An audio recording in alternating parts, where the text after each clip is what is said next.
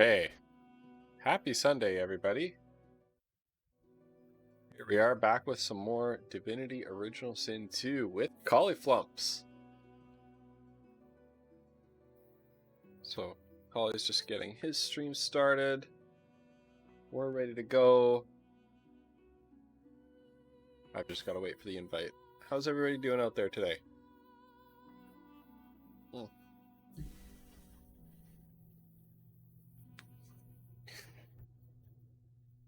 Oh, boy. It's a lazy Sunday. Hi. There we go.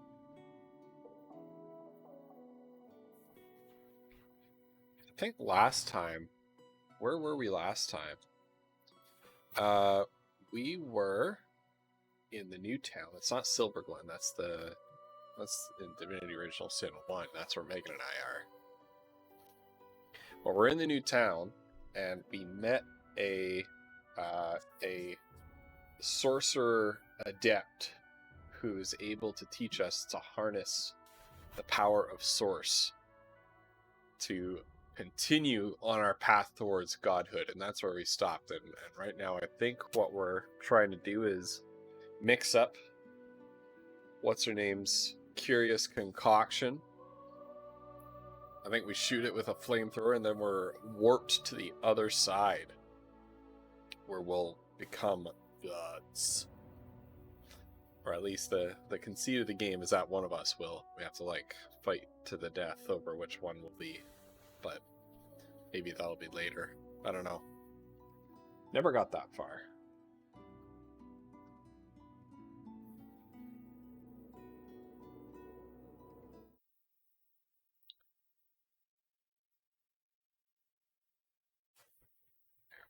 That's what I want. Just fooling with my settings a little bit. I'll wait for Cauliflumps to be ready.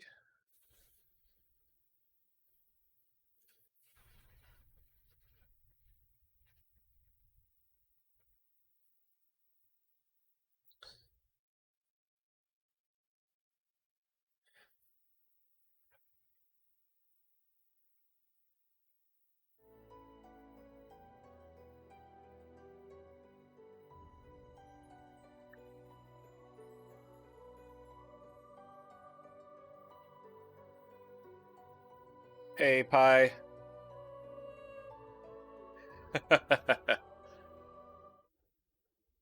Where's my dancey emote? Where's my dancey emotes? I hate that the music stops playing when I tab off of it. There we go. Evening, Marathon. How was your day? Rupert Holmes' Escape. Not familiar with that one. Obviously must be a good one. Can I do something about that? Mute sound when game window's not focused. There we go. There. Now I can mouse off and it'll continue to make sounds. That's good.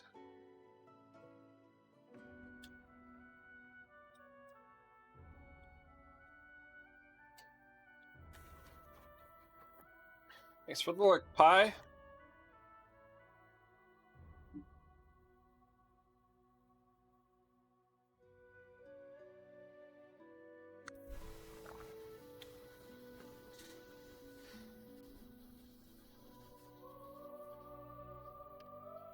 Okay, Ghost, how you doing? Good, how are you? Man, I'm doing awesome. I am gonna invite you. How do I invite you? Oh yeah, here we go. Boop. Hey. There we go. Now, I notice logging in here that my health is not full. Yeah? Did you have anything to do with that? No. Or I can't. okay. The save file is on your computer. That's true. I was just like, why is my health not full? Oh my gosh. Maybe I hacked your computer. Yeah, maybe. Yeah, damn it, Pie. You can't come in here, lurk, and then spook the heck out of me, alright? That's amazing. Wait, Neo, what the hell? You were rank 1 survivor and killer in DBD? What? I don't even know what that means, but that sounds really good. Like in the world? That is madness. Like, that blows my mind. Well, Pi, I appreciate that, man. But that's very good. Okay. So Now Ghost. as I was telling chat, we were just Oh yeah? whipping up this concoction of Sivas, and then we need Yeah. to like blowtorch it and then get high on the fumes, I think. Oh, I'm 100% down for that. If That memory sounds amazing. serves. Yeah. Let's do it. I'm ready. All right. Oh, here you go, Pie. Now, Ghost, did you want to talk about that video? Because I'm really curious what your thoughts were on Oh, that video. yeah. Well, if you're up for it, yeah. Because the thing, so Ghost and I, we watched a video. I think it was by a channel called. So if you guys are curious, I can also post it to my Discord. The channel is called Corporate Aesthetic, and the video is called Capitalists Are Bad at Business, I think. I think that's something like that, isn't it? Something, I mean, searching for that on YouTube should come up with the video. Anyway, I think the most fascinating thing to me about that video, now can we multitask? There's no way, right? Ingredient cupboard. Oh, here we go. Can we multitask? Oh, look, I found a bunch of stuff. Okay. Yeah. We're gonna find out. Yeah. But yeah, the video, I found it really interesting because basically it was like, you know, I've heard a lot of critiques of capitalism that are like moral critiques or like, you know, Marx, he does critiques of capitalism in the sense that like sort of a big picture grand view where you're like looking at history through the lens of like a struggle between workers Yeah. and you know, owners basically. Yeah. And you know, I've seen a lot of capitalist critique, and this one struck me as really, really interesting because it kind of digs into the numbers, like the Yeah. actual. It's not necessarily just theory or philosophy or history or ethics. It's math. It's you what know, in a lot of it's ways. the record. Yeah, and it was just I don't know, Yeah. I found it very, very interesting. And obviously you know, you and I are not like wait, what's this? Oh, this is how to do the ritual. If you Yeah. spoke over here. That's how to do the ritual, Okay. yeah. Peyton, how you Okay. doing? Anyway, and Peyton's I got just both found our it streams really open. interesting. What a true champion. I like to say that I love and hate this game. Are you talking about Dead by Daylight? That's funny. Energy chest. Yeah, What is an energy chest? it was a pretty Anyway, interesting okay. video, I thought. Okay. It 'Cause, yeah.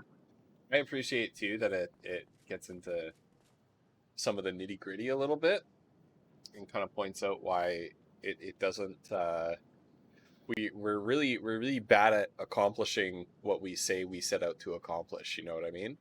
In the way that we organize our society, because that's what an economic system is, right? Is you're organizing your society's resources to meet your society's needs and wants, and that's pretty much all it is. And does it actually do a Right. good job of doing that, right? Yeah, like is it meeting the needs of yeah, Yeah, exactly. like you said, there's a lot of Like moral and ethical, but there's also some material and practical problems with the way we do things. oh, wait, hold on. You need to put it down. You don't want to be in there. Right.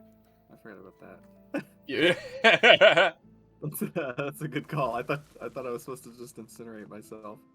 As you suck the Oh. smoke deep Oh! into your lungs, your vision starts to swim and cloud. There is an intense pounding in your head, Exhale quickly. and you can feel the world fading. I'll hold the fumes in my lungs and ignore the thumping in my head. As the world fades Oh yeah, away, there you go. you lose all sense of being grounded. You reach out, but you could feel yourself falling. Oh, slowly, Peyton, that's sinking such into the good depths news. of your Poor own Peyton's been soul. having problems with allergies and sinus infections and things like that, and just said that today's the first Oh day no. he's been feeling decent in a while. That's good news.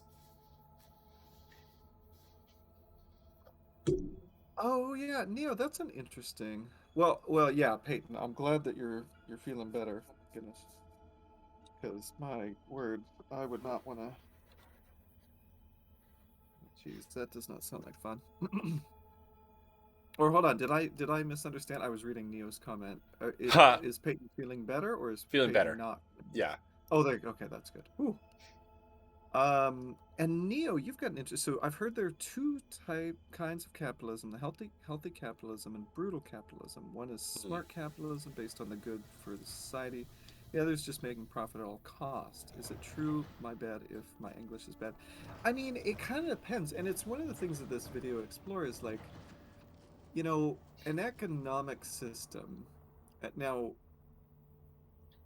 everyone's going to come at this with certain biases. I happen to think that an economic system, whichever one you're going to go with, should fulfill the purposes that you want that economic system for. So, for example, I think an economic system in a country should help the people in that country, and at worst not hurt people in other countries, if that makes sense. Like, I to Right. me, that's like sort of the bare minimum that I would want out of an economic system, where, Right. like, I don't want me living in luxury while there's literal slaves in another Mm. country, like, forced to labor so that I can be, comfortable or whatever. Yeah.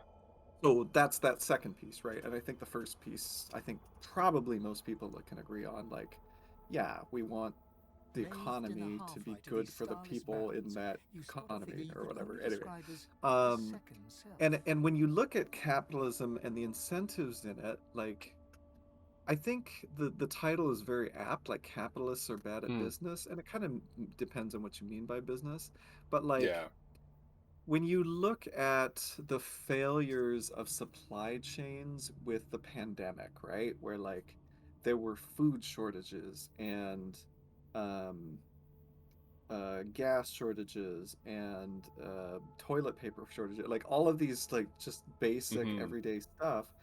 But, like, none of that was because we weren't growing enough food, Yeah. or that there was not enough paper to go around to make all the toilet paper that humanity needs. Like, no, no, no, that wasn't the issue. The problem was that where the supply chains meet capital, capital wants to buy as little as possible, Hmm. because then that stuff is just sitting in storage somewhere and not, like, making them money. So everything is run at these razor thin margins where there's deliveries every week and whatever. Anyway, the video goes into it, and I don't necessarily Yeah. have to, like, do a deep dive, but, if you want to know more, check out the video. Yeah. Um, but because of the incentives baked into capitalism, like, I think capitalists are really good at making money. I mean, that's kind of what capitalism does. Like, it makes capitalists a lot of money. And there are pros to that, as much as I would not want to admit that as, you know, pretty much a lefty. But, like, there are good things about that, where, like, people with lots of money can take risks that people with very little money can't, right? Um, and I guess the thing about this video that interested me was, like,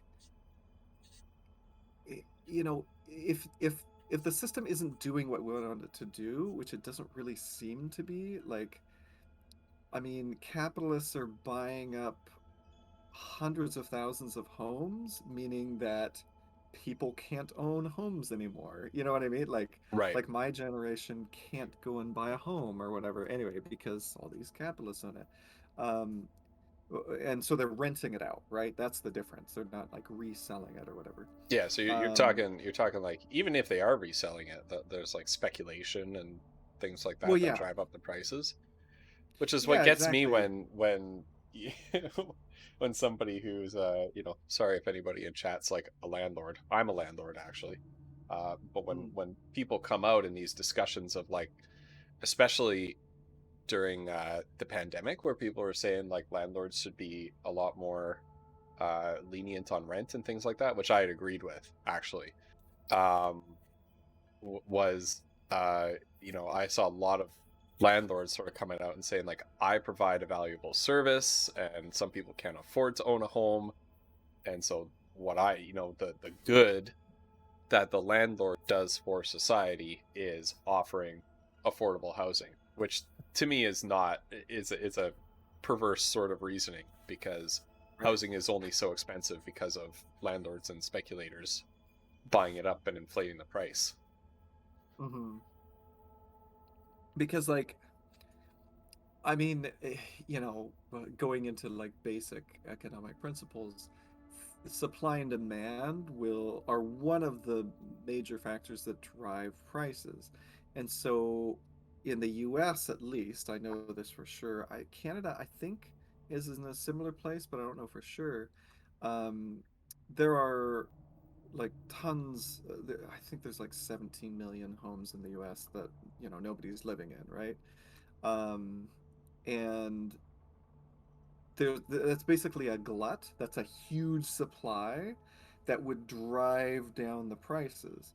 So if you have people come in and buy up all these homes, it reduces the supply and artificially drives those prices up. So like people who own homes can make more money by reducing the supply, right? If that makes sense. Anyway. Hmm. Um, and so it's this artificial scarcity, and I think that's true in a lot of areas. Anyway, just to get back to the video, Yeah, yeah. um well, I have I fully answered your question, I don't know if I have. Like, I think that, I think it's pretty easy for a lot of people to conceptualize a healthy capitalism. I mean, I'm very skeptical of capitalism's ability to do what we as a society want it to do.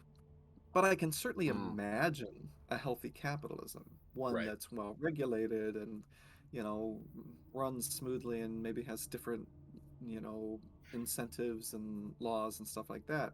The problem is because of the nature of capitalism, like capitalism concentrates capital, wealth. Like that's what it does. That's in the name, and it's what it's designed to do. And again, there are pros to that. There are useful things. Not to say that other systems couldn't do that as well, but anyway, putting that aside, like there are pros to capitalism, right? Yeah. The question is, like, when upward mobility is in the US and the UK and other European countries is decreasing, and more of the wealth of a country is controlled by a smaller and smaller group of people, like, I don't really see how that's making the country a better place. Like, I remember reading one of the comments on the video, and it was just to summarize, it basically said, like, if you work at a large corporation and that, you're doing work there, they hired you to do a job and you're doing a great job, and the corporation makes record profits, let's say they make an extra $1 billion that year, you're not gonna see any of that. Like, if you get a raise at all, it'll be like a couple cents Yeah. an hour or whatever. And conversely, if the company does that really, really well, the CEOs are going to make an extra couple $1 million a year or whatever. Right.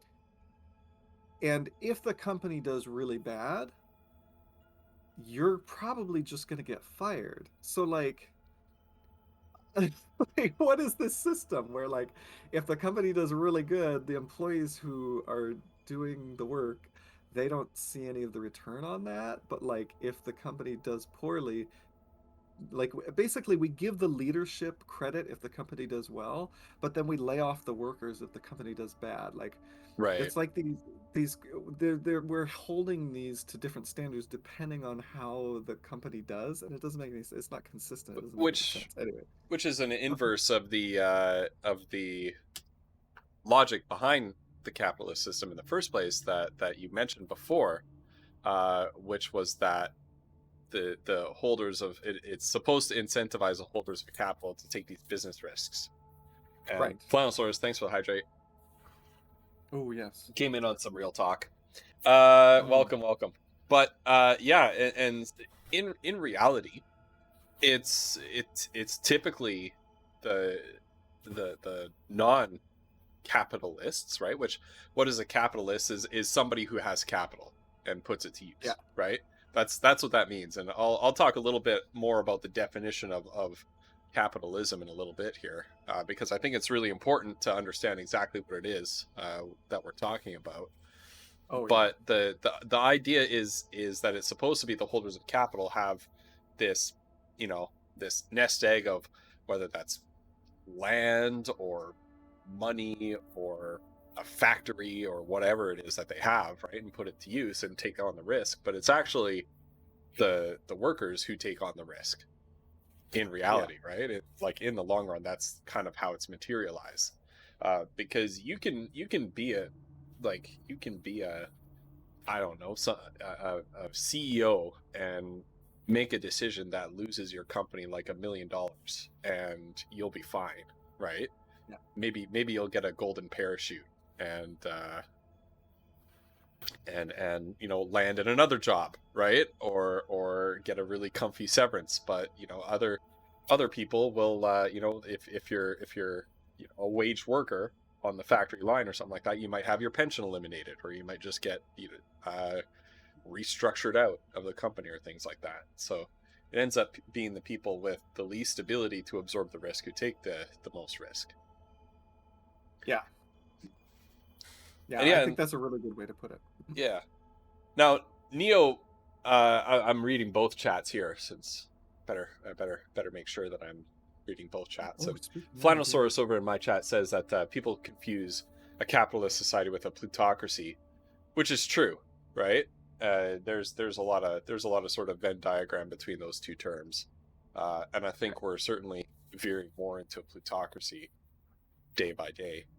But Neo said that in frugal capitalism, the consumers are just a part of the system. They're not identified as living people, but as objects set by other objects. And this is first of all, I'm not a Marxist. I'm certainly not. I think he makes a lot of really valid critiques and of the system under which we live and why it works the way it does. And one of Marx's critiques of capitalism that I find most compelling is that idea of that sort of anonymity and dehumanization is kind of just part of the whole system. Because if you go back to and understanding Marx as a person, where you're talking about a guy who grew up in the early 1800s, just as industrialization was happening, right? And so this is a person who witnessed his own society moving from being an agriculture-based, workshop-based, like cottage industry-based kind of economy to this mass factory economy with huge cities and huge supply chains and things like that. And one observation that I always found compelling is that process really anonymizes everybody involved in from. I need to change the title to economics. Yeah, it anonymizes everybody from the initial producer to the final customer, right? So it used to be in a traditional economy, we could call it, that you would know who baked your bread, right? You would know, and the person who baked your bread would know the farmer who grew the wheat, right? And the person who bought the bread would probably know that farmer too. Certainly, I don't advocate going back to that, because I like having an agricultural surplus. I like having food available whenever, right? And we can't just be little atomized villages of people and whatever, not interacting with each other. So, but what Marx observed is that as the shift happened into capitalism, what started to happen is you become your economic transactions lose their social aspect to it. You don't know who made your iPhone, right? It's some faceless person in China who made your iPhone, right? Yeah. You don't know, if you ordered your iPhone and it got shipped to you via Amazon or something like that, right? Or you ordered a new phone on Amazon, you don't know uh, who worked in that factory. You don't know who fulfilled the order. You don't know who drove the truck, right? Which is a huge departure from the first 100,000 years of human history. And we're talking a process that's been ongoing for about 200 years. Um, and so it's been this huge shift, and that anonymization enables us and sort of incentivizes us to not really pay too much attention to how these people along the chain are being treated, right? And what conditions they work in. Also causes us to not worry too much about how efficiently our resources are being used, what it's doing to the planet, to the environment, things like that, right? Like the last time I gassed up my car, did I pay a thought to people in uh, Nebraska who are, or in Alberta, who are able to light their tap water on fire because of fracking? I actually didn't, right? Like, Right. and that's kind Yeah. of, the point that Marx was sort of making. To hear somebody much more eloquently make that point, have you ever seen, Colin, do you ever watch the Hot Ones show on YouTube? No. It's The hot basically one. where, yeah, it's basically Sounds where great. this guy has celebrity guests come on and they eat progressively hotter and hotter hot chicken wings, and he asks them Oh. progressively deeper and deeper questions, deeper personally and philosophically. And Okay. what's his name from Ron Swanson? But Ron Swanson was the character. Nick Offerman Right. Oh, was okay. on the show. Yeah, and he talked, and so Sean Evans, the interviewer, Yeah, Ultra Mel. he asked them. Oh, see Ultraman. He asks Sean Evans asks Nick Offerman about like you've really come out against like technology, right? And Nick Offerman kind of responds that he's not against technology. He thinks it's wonderful that we can get our pizza delivered by drone, but he fears that that will cause us to not concern ourselves too much with like who made the pizza, right? Are they being treated well at their job and things like that. Much more eloquently than I could put it, but that's kind of I really agree with that sentiment there, Neo, about brutal capitalism. But what I would submit is that that's kind of um, baked into the whole system by consequence of having these huge sprawling supply chains. And I don't think we could put the genie back in the bottle, right? And I don't think we want to put the genie back in the bottle. I don't want to go back to 17th century level of economic development personally. I don't know about you, Right. Cauliflumps, No. but I I think, like computers. I like Twitch. yeah, Yeah. I think industrialization and mechanization and digitization and electronification and all that has done wonders. But it's also Yeah. led to this situation where everybody has sort of become an anonymous cog in the machine. Even like our plants and animals, right? And Right. we just view them as economic, like commercialized material, really, Yeah. just stuff, right? And Yeah. it, I think the answer to that is not to reverse course personally, but to put certain institutions in place. Some might say, formal institutions like government and laws and things like that. Others might say less formal institutions. I'm more in the latter category personally. But yeah, the answer being, I think we need to put institutions in place and practices in place that address that anonymization and sort of make up for what we lose in the process. Yeah. I mean, I agree. It's funny because like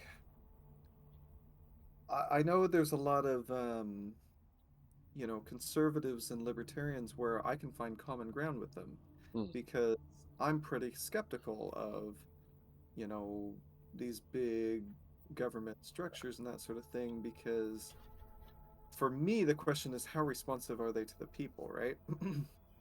And, libertarians and conservatives talk a big a big game about like, oh, small government, you know, all this stuff when it seems like really they just mean like, regulations. But like the question is always not, oh, let's, there's this focus on like, oh, government is bad. Well, like, I don't think that government is necessarily bad. I think that government is a tool. And it's how responsive it is to the people that it's supposed to be representing, I think is a good metric, right? Like that's what I'm interested in, because like the question isn't like, oh, is the government good or bad? It's like, who has the power in a society, to me, right? Like, Yeah. and if we were to, I don't know, to control a delete the US government like tomorrow, right? I don't even know what that would really mean, but like that would leave a power vacuum. Mm. And the question is like, well, who's going to fill that space? And I think the obvious answer, it would be, if we did that today or tomorrow or whatever, it would be corporations, Mm-hmm. right? Like, Yeah. I mean, they've got so much money and so much power over all of our lives. This idea that we'd suddenly have more freedom if the government was just gone, like, I don't think so. That's why I tend to agree with you, Ghost, where, like, if you're wanting to get rid of big government and, like, get corporations out of government and corruption out of politics and all this stuff, like, you need systems that are more responsive to the people, Mm-hmm. not less responsive to the people like corporations. Like, I don't know. It's so funny because like, gosh, I don't want to go on too long about this stuff, but like, um, that said, I want to. I just I don't want to personally go on about my stuff. I want to have this Mm-hmm. conversation back and forth, and I feel like I've talked a lot. Um, but like, you know, if oh shit, what was I saying? Crap, I may have lost my train of thought. But like, basically, if you had um, systems that were like, oh gosh, PragerU. So they talk about this all the time. Where like, oh, government's to blame for all these problems that we're seeing, right? That's an Um, amazing YouTube channel, by the way. oh yeah, It, just it's incredible, it's like just laughably. straight up propaganda. It's like Oh, it's not it's even. so bad. But It's they'll say so like, like they've got, it's just fascinating to me because they've got a video called like, what's the problem with money in politics? Because of course they do, because they're yeah. funded by like fracking I barons mean who that's pay exactly what they millions of are, dollars a right? year. Like Yeah, they're like they are basically a money in media politics. arm of a super PAC. Yeah. And then they also have videos about like, oh, some government planners decided that there was not enough people buying homes, so they decreased lending standards, right? So let's Yeah. remember that term, decreased Yeah. lending standards, Yeah. to create a glut of prime mortgages, Hmm. and force people to buy homes, basically, right? Like you're incentivizing people to buy homes. And Yeah. it's like, well, okay, I mean, this is a joke, right? Like somebody wasn't like bored one day in the Senate and thought, yeah, let's just do this for no reason. Like, Yeah. let's just decrease lending standards. We call that deregulation, by the way. We just can't Yeah. say that in a Yeah. PragerU video because No. they're against all regulation. Anyway, Yeah. um, so yeah, like there's no talk about like why government does what it does. Like, is it responsive to what the people wanted? Was there some big push from the ground up, like from voters, to have these subprime loans or like, whatever? No, this was private interests lobbying the government to pass these laws. Like, so somehow PragerU is painting this as government bad when it's clearly private interests, like private banks, JP Morgan, like all these institutions that They're the they're the taxpayer ends up ones bailing out. they're the ones that wanted it. Yeah, exactly. They And it's even they just like, even I don't know. create like there's like a class there was like even an insurance racket around those Mm. mortgages, which Mhm. that wasn't government, Yeah. but it No, was I like mean, it's all. just just in case these banks can purchase insurance on these loans just in case these loans go bad, but they won't ever go bad because housing prices are going to go up forever. Right. So Yeah. you'll never have to make a claim on that insurance because you can just repo the house and it'll be worth more than the money you lent out for it, right? So Yeah. so Which, nobody in Washington created that. yeah, and I mean, I consider this to be basically a racket, right? Like, Yeah, because this idea that like, oh, government just does silly stuff, and it couldn't possibly be like private interest, right? I know, right, Neo? All right, you're heading to bed. Thank you so much for chilling with us, Neo, and thank you for the good thanks, question. Neo. At this Uh, rate, we're gonna complete the game pretty soon here. oh yeah, I'm pretty Yeah. sure. Um, yeah, I guess I don't know. The last thing I wanted to say as far as the video was like it was just so shocking to me to see the possibility that like you know basically the entire US economy is incapable of surviving Right. without these ridiculous government subsidies. So Yeah. basically, the taxpayers are paying for these corporations to Oh yeah. exist because they're not making the money they claim they're making. Oh Like, yeah. I don't So know. this is That was this is this is mind-blowing old to me. this is old news. This is from back in Wow. back before the crash. This is back in '05. Okay. But I remember reading back in '05. I had an article saved on my computer somewhere and then my heart that was like 2 computers ago, so it's gone Oh, now. So oh no. I offered this claim with zero evidence. No, but there was an article that was basically like if you think of every Walmart supercenter, right? Every Walmart supercenter in Wisconsin, they calculated how much money it cost taxpayers in Wisconsin in terms of social benefits for Walmart workers, right? Right. Because they're paid such low wages. Okay, so Where they every were on like Walmart, food stamps and stuff, yeah, right? Like yeah, Walmart employees. And it's just food like, stamps, housing grants, all that, right. right? Yeah. Uh, it came out to every Walmart supercenter. This is back in 2005. Every Walmart supercenter in Wisconsin cost the state's taxpayers $750,000 a year in basically subsidizing their labor, right? Good Lord. Through the welfare system. Uh, Jeez. and that's not including any sort of grants or subsidies or tax breaks that they get for building a Walmart supercenter in this town or that town or Right. whatever, right? So that's not even touching that stuff. Or CEO compensation or anything, CEO right? compensation, Like yeah, literally just which okay. is yeah, Wow. and that would be impossible to calculate in terms in Wisconsin Right. terms, right? CEO compensation and Right. stuff. But just in terms of the labor. But when you mentioned that, right? I talked about like we need to define like what capitalism is, right? Right. And like if you think of when you hear the term businessman or entrepreneur, right? What qualities are gonna come to mind are words like creative, innovative, driven, ambitious, right? All these Yeah. personal qualities that would make somebody like a good leader, somebody Yeah. capable of organizing. We talked about an economic system is the in the most bare bones concept is society has these resources. How are we going to organize these resources to fit as many people's needs and wants as we possibly can, right? Yeah. That's an economic system. Capitalism posits that the best way to do that is that you've got certain people in your society that have more resources than others, right?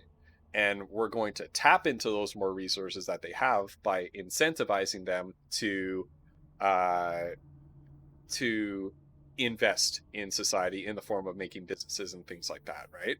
Right. We're going to incentivize them to invest their capital back into the economy, and the reward they get for that is profit, right? And it's a very simple, and it's a very straightforward, it's a very, frankly, I think it's a rational kind of way to do things. Oh, thanks for the multi-stream link. I'll have to add that. Just plug that in my chat there. Yeah, I forgot about that. Sorry. No, it's fine. So when you think about that, it's a very straightforward, it's very simple, it's a very rational. And when you're talking about like the 1760s or 1770s when Adam Smith first put this down, which, by the way, you know, whether you're a capitalist or not, Adam Smith predates capitalism, even though, you know, capitalists like really fanboy over him.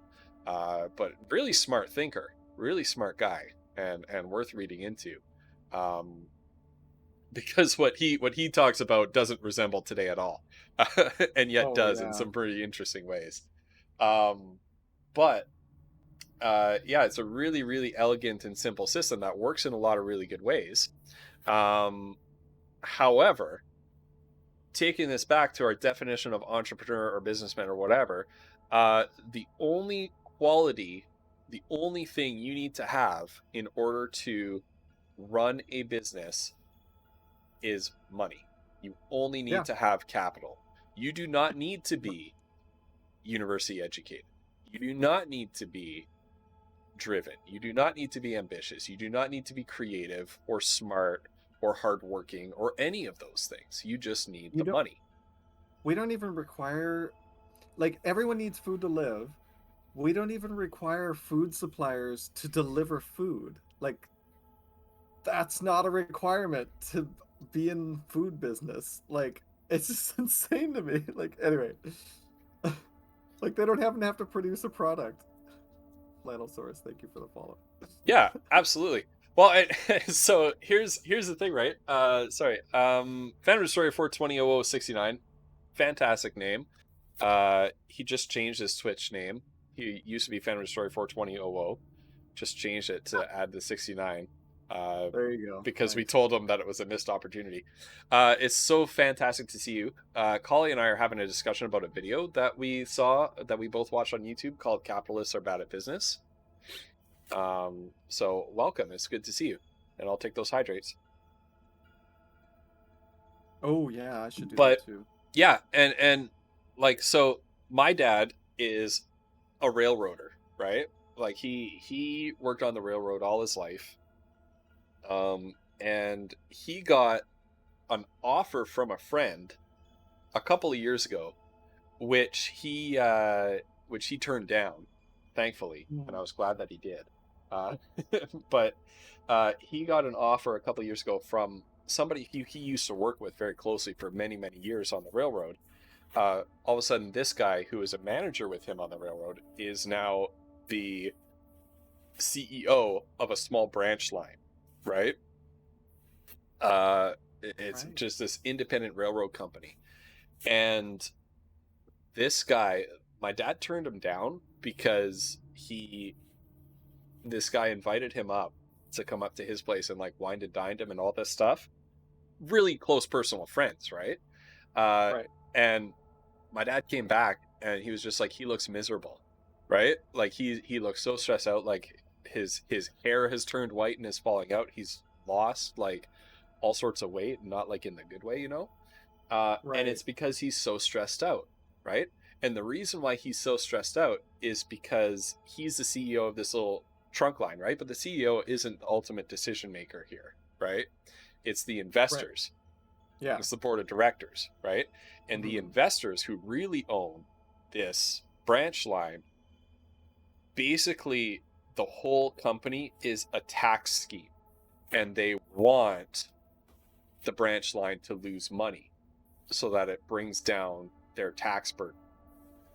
And that's the whole purpose of it. And so you've got this guy who has to thread the needle between being a CEO of a company and keeping people employed and keeping the lights on and things like that, but also it needs to lose a certain amount of money to keep his shareholders happy, which is really weird.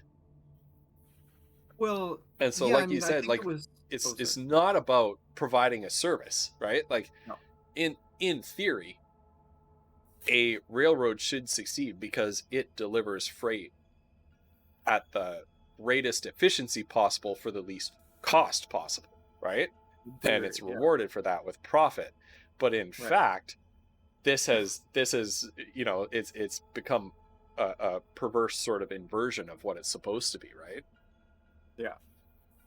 Yeah, because you could do that, you could spend money on, upgrading your trains and investing in, maybe decades long research that's gonna, come up with better engines that are cheaper and maybe they run on solar or what, you know what I mean? Where you could decrease your costs that way by investing in your company.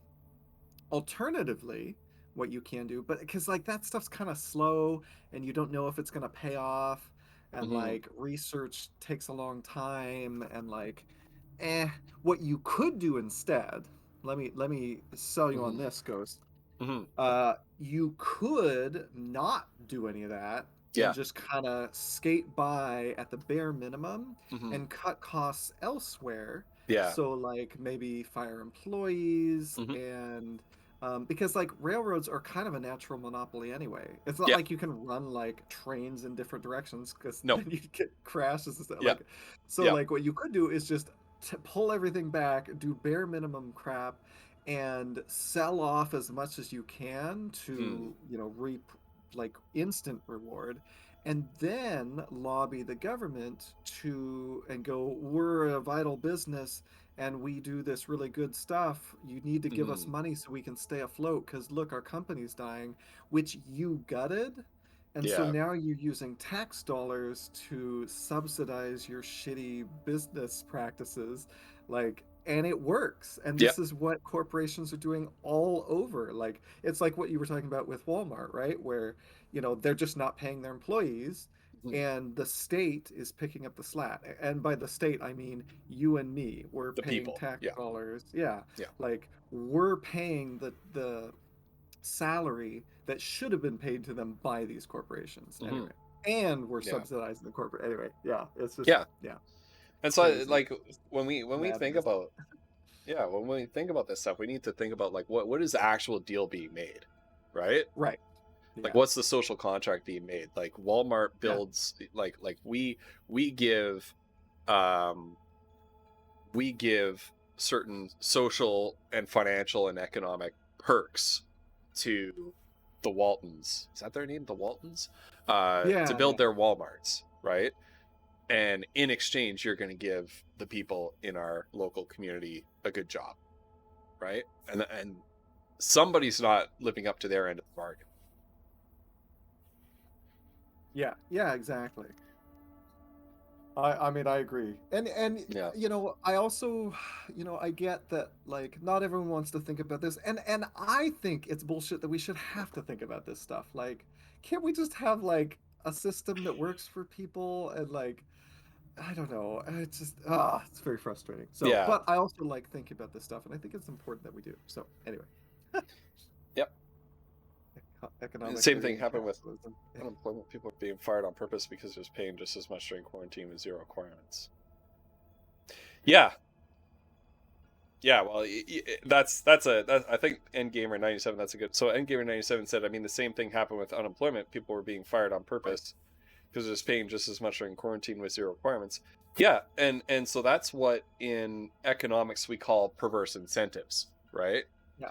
Is the idea of government subsidies is we're going to help out businesses and industries that are performing a social good in a time when things are tough for them, right?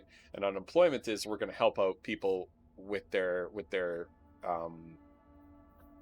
bank accounts, right, with their wallets when times are bad, outside of their control, right? And so when you have people who purposefully get themselves purposely don't work enough hours to get by so that they can get in Canada we called it CERB and things like that, which I agree with CERB 100%. I think it was the right thing to do. I don't regret it at all. I know that there were some people abusing it, right? But that's what we call a perverse incentive, when the government thinks they're incentivizing one thing, but they incentivize sort of opposite behavior, and that's exactly what you're talking about, Collie, is these companies sort of taking advantage of business incentives and things like that. The last thing I kind of wanted to touch on myself is something that wasn't in the video. At least I don't think it was in the video. But it was about one sort of counter argument I often get is like innovation, right?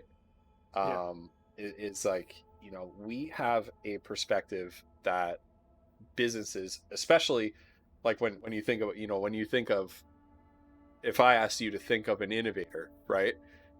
Names that jump to people's mind commonly are like Steve Jobs, Bill Gates, Elon Musk, right? All these people, but they're not really, right?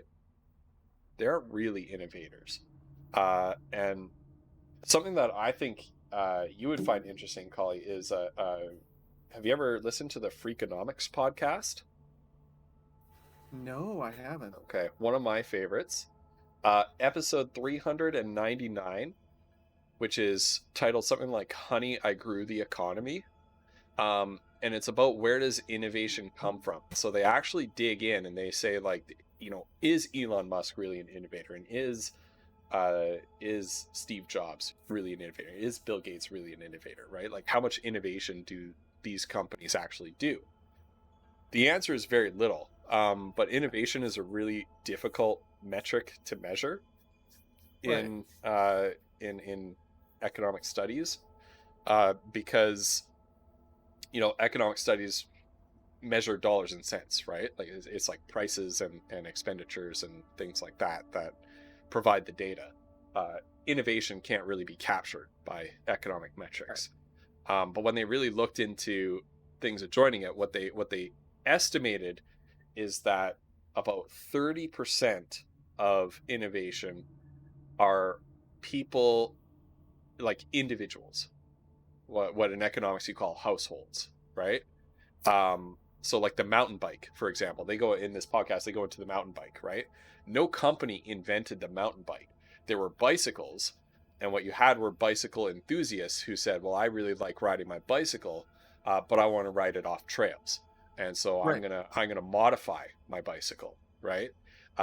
And eventually a company picks up on the fact that you have this growing, very gradual mountain bike scene where people have modded their bikes into mountain bikes, and the company says, well, I'm gonna take those people's idea and I'm gonna build pre-made mountain bikes for people who want to go mountain biking but don't have the skills or means or whatever to modify their own bikes, right? Yeah. So I think at 30% of households.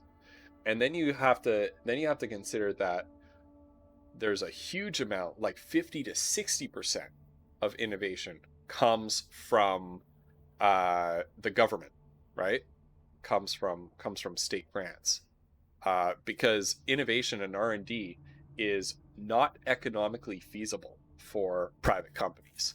Like it's a loss, right? You can't justify it to shareholders. Yeah, like, you can't just no. Yeah, we're gonna spend a couple billion, Yeah. and it's gonna take 10 years, and we're hoping to have a product at the end. Mhm. Like, how would you ever Yeah. sell that to your Yeah. shareholders? Like, Like I watched what is it, that Chris Pratt Jennifer Lawrence movie where they're on the spaceship, Passengers, and they're like, this company sends out a mission, and it goes into like the way that this mission was financed. Like they're on a sleeper ship going way out to another planet, right, to build a new planet there, and that's gonna be like this humongous return on investment for shareholders who finance the mission. But I was like, well, but like, you know, I can't help but think about, like, that is a long wait for a return on investment. Like you're going to invest in something and not see the return on investment in your lifetime nor in your children's lifetime, right? yeah. So it's such a weird, but it's the same thing, right? Like on a obviously a smaller scale in and obviously in reality is like you said, you can't justify to your investors are basically R&D, and so it's usually government that does it. Yeah. Well, yeah, I mean, I'm pretty sure the video did actually go into it.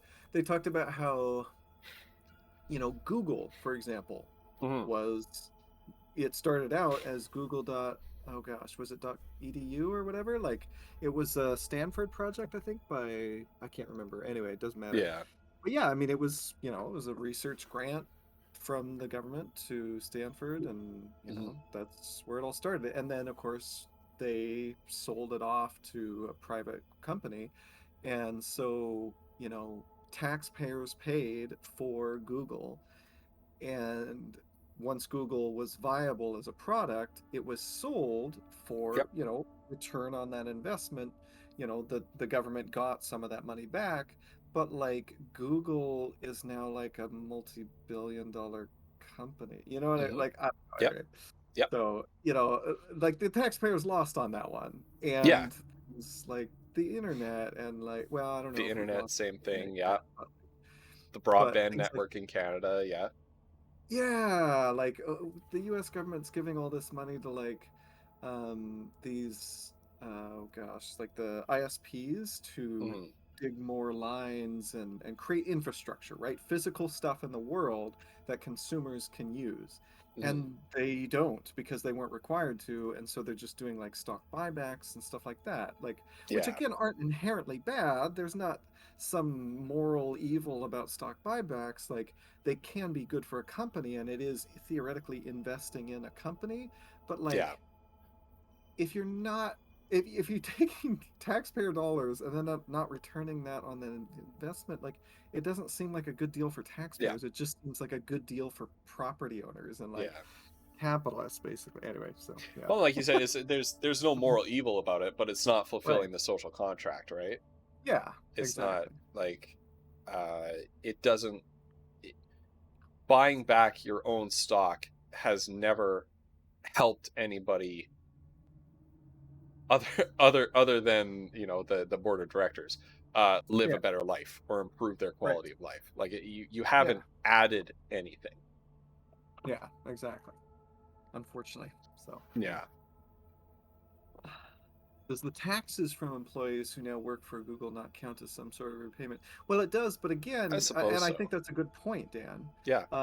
But like, it's peanuts compared to what the taxpayers paid to develop it, Mm, and it's peanuts compared to what Google is making off of this thing that taxpayers paid for it. You know what I mean? So like, let's imagine a different world where the taxpayers, we paid for these grants and the research, the decades that went into the development of these algorithms that Google uses.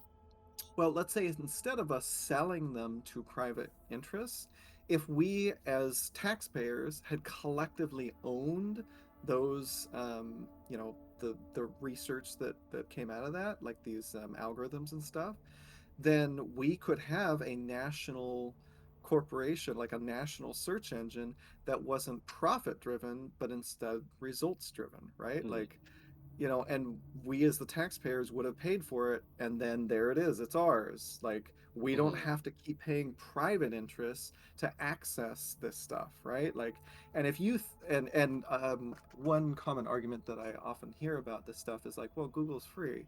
And it's like, well, I mean, come on, nothing's free, right? Like No. Google's harvesting your data and selling it to, like, you are the product. Like Google doesn't provide services because that's where they make their money. They provide services to get their real product, which is user data, to Mm, then sell to other businesses to send advertisements to, right? So, like, we don't have to live in that world. What we could have done is we could have owned it, and then we wouldn't have to deal with all these ads, right? Like, we right. wouldn't have to deal with this bombardment of like all this crap that nobody's really interested in. Like we could just have Google and it's free because we paid for it, so it's not free, if that makes Yeah. sense.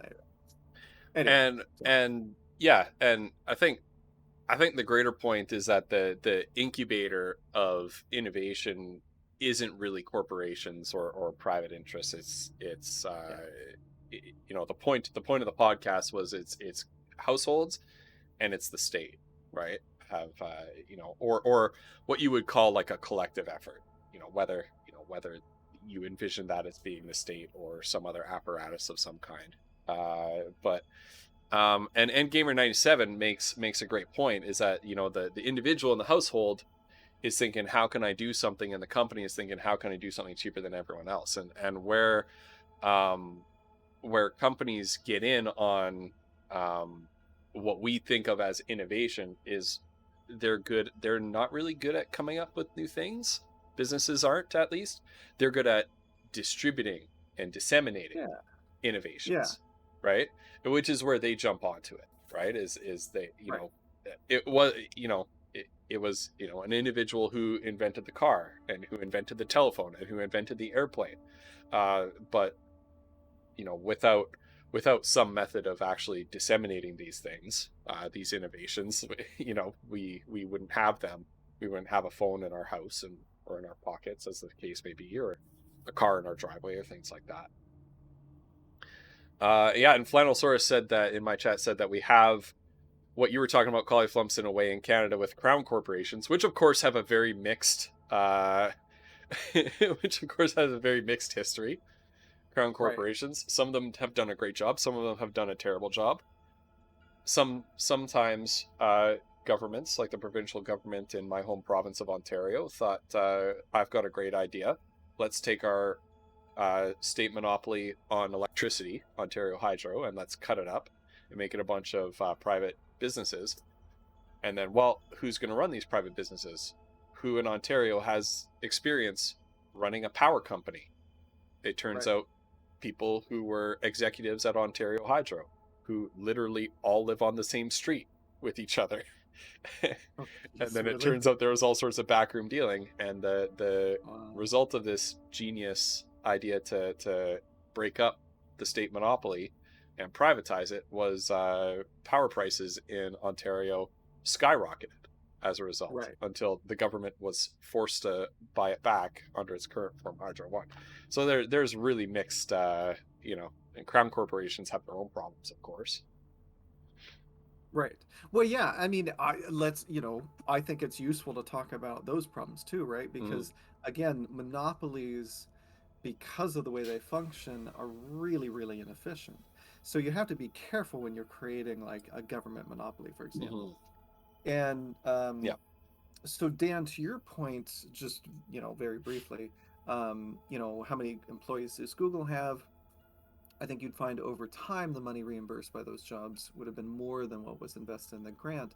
I mean, it's possible, It's but possible. again, like, it's not like Google, like, if we, the people, owned Google, it would still have to have employees, right? Like, they would just be government jobs rather than Right. private sector jobs, right? Right.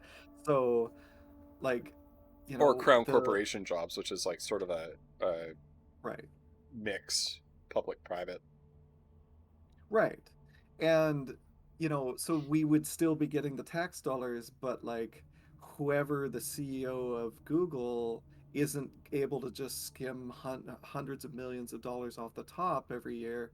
That money has to be voted on by the people, like the citizens who invested in it, to decide what happens to the profits from Google gov or whatever, right? Like, Mm-hmm. so instead of one person who had a bunch of capital to buy this from the public sector in the first place, and then can just rake in the money from this investment, it's us who get to decide what happens to the money, right? So we are in control through the whole thing. We provide the investment. We're the ones who took that initial risk. Why don't we, the people, see the profits from that? Why are we just selling off this incredibly profitable thing to private interests so that, like, 1% of the people in our country get obscenely rich, when, we could do different things. We could literally end, I don't know, student loans off of whatever Google makes you know what I mean? Like, I don't know, like, and we could talk about what it is that we want to do. My ideas don't have to be, but like, at least it would be representative of what the people wanted to do with their investment, and not, you know, 20 people in a boardroom somewhere. I don't know. It doesn't make sense to me, if that makes sense. So anyway. Who takes the initiative to start that then? What do you mean? So I don't know how much of the conversation you caught, Dan, but Google started as a .edu, and it ran great and it functioned really well. Right. And then it was sold off to private interests. Yeah, and that was sort of the beginning of Right. of this branch of the discussion. Right. Anyways, that was Yeah. that Because we can. when new things, when new and where do new ideas or new practices or new inventions, where does innovation come from? Yeah. Mostly uh, government initiatives or collective efforts, and using government funding, or people tinkering in their garage is where most of it Yeah. comes from.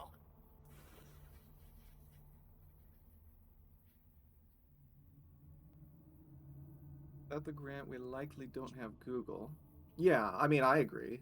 Yeah. Like, without, I mean, this is sort of what Ghost and I were talking about. Like, I mean, imagine trying to justify, especially given how quickly you can turn a profit in using other methods that we've discussed. Like, imagine trying to justify to your shareholders, like, a 10 or 20-year research project Mhm. into, like, how to make a better search engine. Like Yeah. this was somebody's passion project at Stanford. I can't remember the guy's name. I should probably know this. But anyway, it was him and a group of students who took this grant money and they just spent, I don't know, like a decade of work on it. And then out comes, from this investment, out comes this great group of algorithms that help us sort pages and find the stuff that we're looking for on the internet, which is just a huge not organized place, right? It's just absolute madness. It's the Wild West, right? And so to try to make sense of that, this is an extremely useful tool. So I absolutely agree with you. Like, there's no way that private interests were ever going to come up with that because, like, there's no way you can justify that as shareholders. Like, if you ever went into a shareholder meeting and were like, "Yeah, let's spend a couple, I don't know, a couple 100 million or whatever on 10 years of research and maybe we'll come up with something good at the end," like they're going to laugh you out of there and you're never going to be a CEO or a pitchman ever again. Like what they want is quarter by quarter growth. They're not Yeah. waiting, a decade for a possible return on their Yeah. investment, right? And so I absolutely agree with you. Like without the grant, you don't have Google, right? Yeah. And so, but we as a society could absolutely exist with a publicly owned Google, if that makes sense. Yeah. So, anyway, And I'll say, like, as much as like we're literally talking about a video called mm, capitalists are bad at business, right? right, I think there is a place for this kind of method of organizing our resources and distributing them. And I don't think profit is necessarily a bad incentive. I don't think it's the only incentive, and oh, I think we've overplayed our hand by putting all our eggs in that basket, perhaps. yeah, I But think an yeah, over but reliance on the profit motive is, yeah, I don't think it's useful. yeah. So, I mean, obviously, if you compare to like somewhere like the Soviet Union or something like that, I'll take this. I think we've done right, pretty well for ourselves. Um, yeah, but yeah, I think there's I think there are certain sectors of the economy where we should be a lot more mindful of this stuff.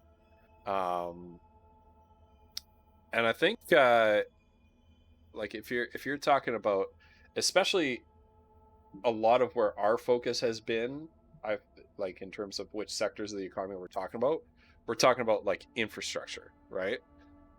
And we're talking about like putting lines in the ground. We're talking about um, railroads. We talk about power, even digital infrastructure like Google, right? And I think in terms of like, I would rather have Doritos be like a capitalist company than like a government agency. You know what I mean? Does that make sense, Collie? Uh, but I would rather us have probably a little bit more public accountability for things like that social infrastructure, that physical and human infrastructure that we use every day, and that Doritos uses every day as well. I don't know if that's a ramble that goes anywhere, right? But Well, I'm torn. I mean, I don't want to disagree. yeah, I more want to say yes, and I yeah, think my concern, and like, boy, I think this is a much hotter take than anything that we've said so far. mm, But I don't think that when I look at food, oh my God, frick's sake pie. When I think about food as something that humans need to survive, yeah, I don't think that private interests are the ones. I don't think that they're going to be the way to deliver that to humanity. I right, don't think that's the best right. solution. Now, whether I And believe now that I very some purposely government said owned or I very purposely said Doritos and not right, bread. yeah, and I wouldn't really classify Doritos as food, but I Yeah. guess you know it's interesting because like Doritos are really really good. Like Yeah. they're also kind of disgusting somehow, but they're also really delicious. I don't know. Anyway, Pie, you're Yeah. evil, but I love you too. Yeah. But evil in the best possible way.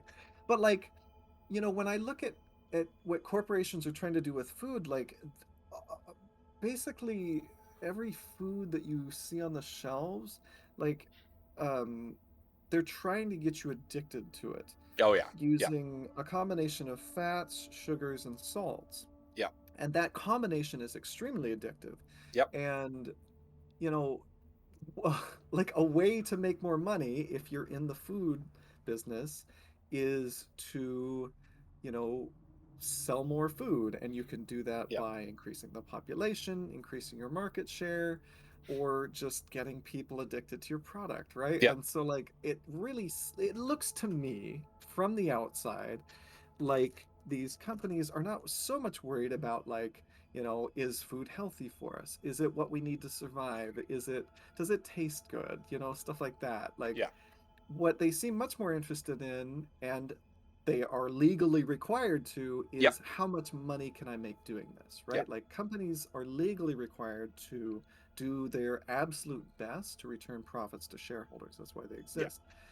And again, I don't think that there's anything moral one way or the other about that. I just think, if you look at what that means for consumers and like us as people, like, you know, everyone's complaining about like, well, I don't want to pay for someone else's healthcare. Nobody's talking, in my opinion, about the elephant in the room, like what Mm. we're putting into our bodies. Yeah. And I don't know. Anyway, so that's my hot take. I think that Oh yeah. And I I, think I I don't think even I don't I really think know where even I'm in a at, but situation where I think even in a situation where you've got like private interests uh distributing consumer goods for a profit, uh like it needs to be pretty heavily regulated in some ways, right? Like I'm a big proponent of I'm not a big proponent of taxes as solving problems, but there are a couple that I'm really in favor of, and sugar tax is one of them. You know what I mean? right. Okay, yeah. So that could be a good market solution where Yeah. Dan and us could find common ground, maybe. Hmm. Yeah. So, you tax the company for putting this proportion of sugar into their food. And if they decide that they have to pass that along to the taxpayers and their product becomes more expensive, My then God, so be Dan. it. Sorry. You gotta see Dan's freaking pun on his Yeah, that's a face. sweet idea. Yeah, I know. I know. Yeah, sugar tax, I'm Oh, really in favor of. Salt tax. Now, if there was a salt tax, I would go poor because I get so salty when I'm playing games that, oh my goodness. Oh my yeah, we goodness. would never make any money, would we? It's just constantly be. No, I'm down for a Oh, salt tax too.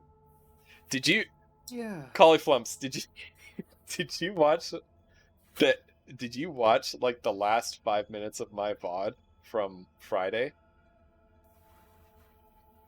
You've Oh, sorry. I was reading Dan's comment. Oh Dan, I yeah. want to get. That's a really Yeah, good salt is as comment. Go addictive ahead. as sugar. Yeah. Yeah. Oh no, But what were you saying, Ghost? I was just mentioning the last 5 minutes of my stream on Friday. If you go watch the VOD, No, I we didn't. Shoot. because there was we were playing Trivia Murder Party, and there was a question about like what is what is NaCl, and it's like table salt, right? It's sodium chloride, and Right. Beechen didn't know that. So I said, "Well, okay, like Oh, let's watch a couple videos about this, right?" Because he was right. completely like, "What? It's not just pure sodium." And I was like, "No, no, it's not pure sodium." So we Yeah, watched a that couple was yeah. videos, and there was a dude who took like this massive, like cinder block sized just block of pure sodium metal and threw it into a river, and it exploded. And this is like a science video. It's like and we were just like, what is this guy doing? It's just bonkers. Right. Wow, that's pretty Anyway, incredible. salt I reminded me love of it. that. But yeah, salt, sugar, and fat, right? Like those are the three, because they occur so rarely in nature that if you find a source of them, like all sorts of lights in your brain light up. Yeah. And you need to, it's the same thing with like if you ever go to like a banquet or something like that, which I know is ancient history nowadays with COVID and everything. Yeah. um and you eat a big meal and you're like, oh my goodness, I'm stuffed. I don't have any more possible room, right? uh Yeah. and then and then they bring out the dessert, and there always seems to be room for dessert, right? One of my colleagues, who's this big, like, he used to work in a lab working on like DNA and like all this stuff. Like, he's a really smart dude. I don't know what he's doing teaching high school, uh but basically he was telling me that it's because they occur so rarely in nature that the brain, once it gets that hit of sugar, overrides that feeling of being full, Yeah. right? It sort of cancels it out, because it's telling you like, this is a really rare thing that you found, you got to stock up on it. Yeah. That's sugar, And I salt, and just fat, right? yeah. Oh yeah, absolutely. And I think I don't know. See, my worry with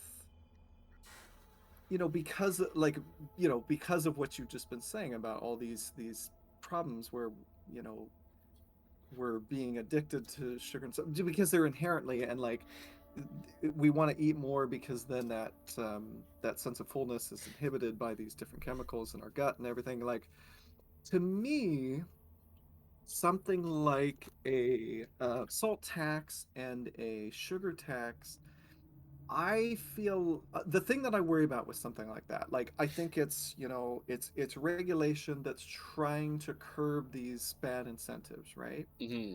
The thing that I worry about with something like that is like you're still basically like you're still within a system where food is being sold to consumers by like by people bound up in a system driven by profit.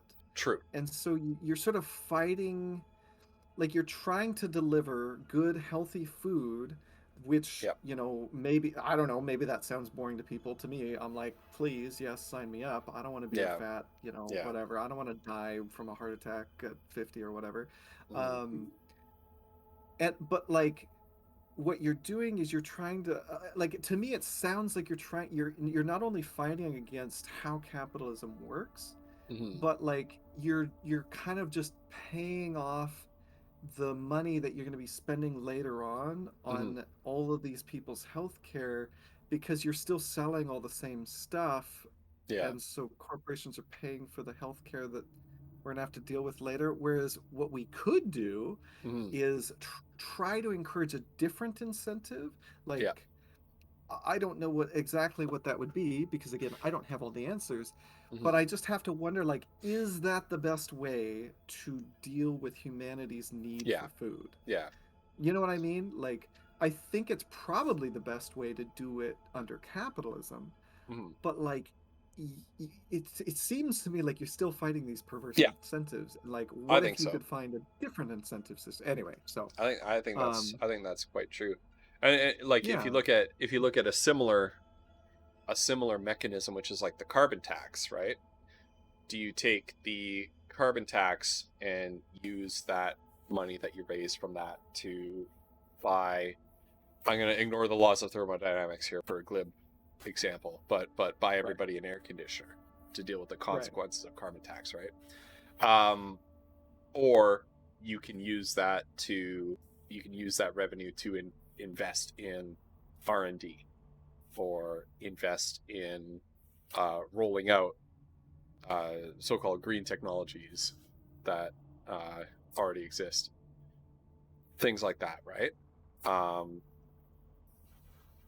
and yeah, I think that's exactly right. It's like what do you end up using that for? Do you end up using that sugar tax revenue to plug into the healthcare system? Do you use that to fund some sort of other incentives, like fund foods classes in schools? Because if schools with foods classes tend to have a healthier student population and a healthier population that go on from being students into adulthood, right? Yeah, yeah, exactly. I mean, you know, just some quick political jab. Like, I think We got oh, some if we eld Oli test. Listen, communist jokes are like food. Not everybody gets it. Um, oh god. Well, I was just gonna say, like, the thing that I would worry about, like, and I think is pretty fair to worry about, is like, where our tax dollars go. Like, it seems like a lot of that money goes to bombing people in other countries. Like, yeah, so that would be one of my chief concerns when it comes, like, are we actually going to be investing this into something that's going to be useful for I guess society, so. or Yeah. I don't know, defending U.S. hegemony in the world or whatever. I don't know. Anyway, so Although if you have an um, engaged electorate, there is more accountability for stuff like that, right? Like there is certainly such a thing as like tax revenue doesn't all go into the same pot necessarily, right? right, yeah, And if you have an engaged electorate, they're watching out for where that money is actually going. yeah, You would yeah. hope. Well, and not to get into all of the I don't know how familiar Chad is with this stuff, but not to get into all of the Soviet memes, but like I think it's important to separate out what like communism Mm. is Hmm. and what the Soviet Union did. Because I grew up being taught that the Soviet Union was communist. I mean, the US said they were communist, the Soviet Union said they were communist. I think basically everyone agreed that the Soviet Union, what they were doing was communism. But Yeah. like, oh, sorry, straws, oh my God. Um, but like, communism is, sort of the idea is like a stateless, moneyless, Hmm. classless society. Yeah. And like, even if you know nothing about the Soviet Union, I think we can all agree at minimum that it was certainly not stateless and it was definitely not moneyless, right? I would Like, say and so. I Yeah. would argue Yeah. very obviously not classless either, right? So like, it didn't really qualify for any of these things. So why did the USSR say they were communist? Hmm. Why did the USA say they were communist? And why did the whole world agree, right? And I think it's, you know, I've listened to a lot of Noam Chomsky, who's a much smarter person than me and has done a lot more digging into, you know, politics and geopolitics and history and stuff like that. And he points out that, like, I mean, this is basically propaganda, and it's Hmm. important for us to disaggregate the propaganda sold Yeah. to us by, you know, whatever entity, like from me, right? Because I'm propagandizing right now. I'm trying to Hmm. sell people on my Yep. point of view, right? Yep. And I'm trying to do it in the most honest, straightforward way as I can. but I also need to be upfront and say, like, I don't have some divine truth from on high. Like, this is my perspective, right? Anyway, um, and the Soviet Union can say till they're blue in the face that were communist, and the Mhm. USA can say that they were communist. Everyone can agree, but that doesn't make them communists, right? Like, No. as far as I can tell, like they they incorporated, I think, some socialist ideas. Like, I remember, you know, when I did some research into this, like they had like cooperative farms and stuff like Mhm. that, right? Like, and like I believe, Well, they started out that way. yeah, like worker control of some Yeah. factories and that sort of Yeah. thing. But like, Then they actually cracked down on that. yeah, exactly. And then it was all sort of, it became what they called state owned. Mhm. But in reality, like what I would call state owned would be like everybody in that country, the state is just the fancy term for a country, right? Yeah. Everyone in that country would have ownership of that enterprise, Yeah. right? But like that's not what the Soviet Union did. Like No. the party leaders, Stalin and all of his goons, like they were the ones raking in the profits from all the Yeah. work. So like to me, this is just like rebranded like state capitalism basically. Yeah. Like it was publicly owned, but like the only people who signed it, I don't know. Anyway, so like, but don't But it, take my word for it, right? Like yeah. look into this stuff for yourselves. That's my reading of this stuff, and like Yeah. listening to And it people kind of like brings yourself. us back around to the topic of this discussion and the topic of the video, which is like, you know, capitalists are bad at business, and what does it mean to be good at business and things like that, right? Right, yeah. And it's like when you're in when you're looking at, sorry, drink water for the boys, thank you so much. This is enjoyable to listen to. I don't give two f's about anything we're talking about, but damn, it's fun to listen to. uh but when we're talking about like what does it mean to be good at business and like meeting social needs and desires and things like that under the way that we do things, right? If you meet social needs and desires, you benefit by getting profit, right? You take home Right. a bigger paycheck at the end. At least that's the theory. And what this Yeah. video goes into is that actually isn't how it works, even though we tell Yeah. ourselves that's how it works. I It should just actually link doesn't. the video. Hold on. Yeah. That way people can check it out themselves, right? And he's Yeah, got like it is an hour 150 long video. sources. So. Right. Yeah. It is an hour long video, but it's really interesting. Yeah, and very well documented as well. So Yeah, like it's not like you have to take our word for it or this yeah. person's word for it, like right? Like anyway. So you at least have that, right? Where and what we and sort of a response to what I said way earlier in the discussion is that you don't need to have any sort of quality that we associate with entrepreneurship to be an entrepreneur. You just need money, right? You just need capital to start up your business, right? So to go back to that, um, right? If you're bad at business, theoretically, and the video goes into why this is not actually true. If you're bad at business and you're bad at meeting social needs and desires, you go out of business. You don't get money, right? Right. And your business This would fails. be the goal, yeah. That's the idea. That's not actually how it works, as the video goes into why exactly, but that's the idea. Unless you're a small business, and then it goes into how that works in a very brutal way in the small business sector. Yeah. That But was really shocking to me. yeah, but then under sort of like Marxist Leninism, let's call it, instead of communism, because that's what it is Marxist Leninism. Under Marxist Leninism,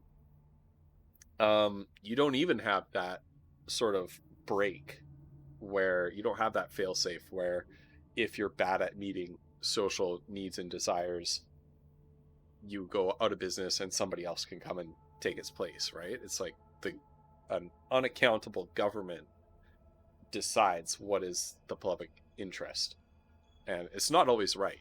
You know what I mean? Mm-hmm. Or it might even be right from a really zoomed out perspective, but at the end of the day, individual needs matter too, Yeah. right? uh, and what the Soviet Union unfortunately produced was a country that was really good at manufacturing weapons and machines and like railroads and like rocket ships to go to space and things like that, and like what we call heavy industry, but was really bad at meeting people's needs and desires. Yeah. Even worse, I would say. Even worse. Yeah. In that sense. But Yeah, I exactly. don't know. I don't know if we really want to get into what we think about where we should go. We've already veered way away from the video. Yeah, it's true. Jeez, I just realized we've been streaming for an hour and a half. Yeah, I love these conversations though. I do And too. I will say, Dan, like even though it seems like you and I might, have some disagreements and stuff, the thing that I really want to highlight about you that I super appreciate is like you're open to criticisms of capitalism. Because I think it's important to like and by criticisms I mean like critically thinking about these systems that we would otherwise take for granted, right? Like,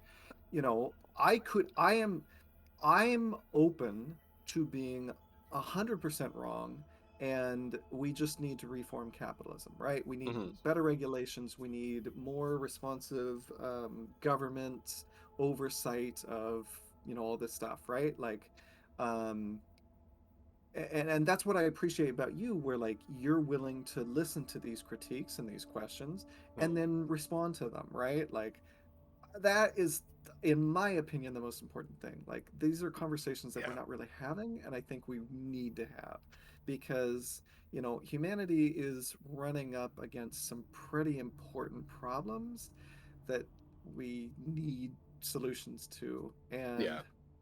it seems like we're kind of in a lot of ways going just the opposite direction. that concerns me anyway. So Yeah, and I think that's what this video really gets at, is like there's right. certain truisms which are not, which are distinct from truths. There's certain truisms that we sort of take for granted, and whether that's capitalism or anything else, you need to really check under the hood, right? And it's important to do that. If somebody's telling you something and using some sort of circular logic, right, you need to check under the hood of that and see, well, is that claim really true? Is that claim that somebody's presenting as evidence really true? It's like the ice cream and polio thing. Do you know about ice cream and polio's relationship, Cauliflumps? No. A classic case of causation versus correlation. It was that back in the days of the polio epidemic in like the 1950s and 60s, they found that when they plotted a graph of polio cases over time in a year versus ice cream sales over time in a year, they almost matched up. And so they thought that ice cream caused polio as a result. When in fact, polio thrives in warm weather, and turns out so do ice cream vendors thrive in warm weather. So it's kind of like that, right? Like you present a case, and you can show this graph and say this proves that ice cream causes polio, but does it? Right? Like, right. Yeah. Oh man, correlation and causation is pretty great. I think there's a lot of things. I don't know.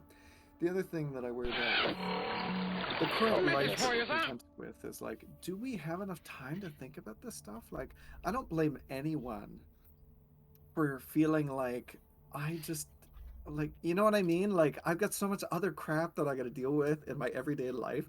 I can't spend the time to learn about all this history and just like try to weed through the propaganda and stuff, coming from all these different directions. Like, because like people are working like multiple jobs in this economy, and like I you know what I mean? Like there's so many pressures on everybody in their everyday life that like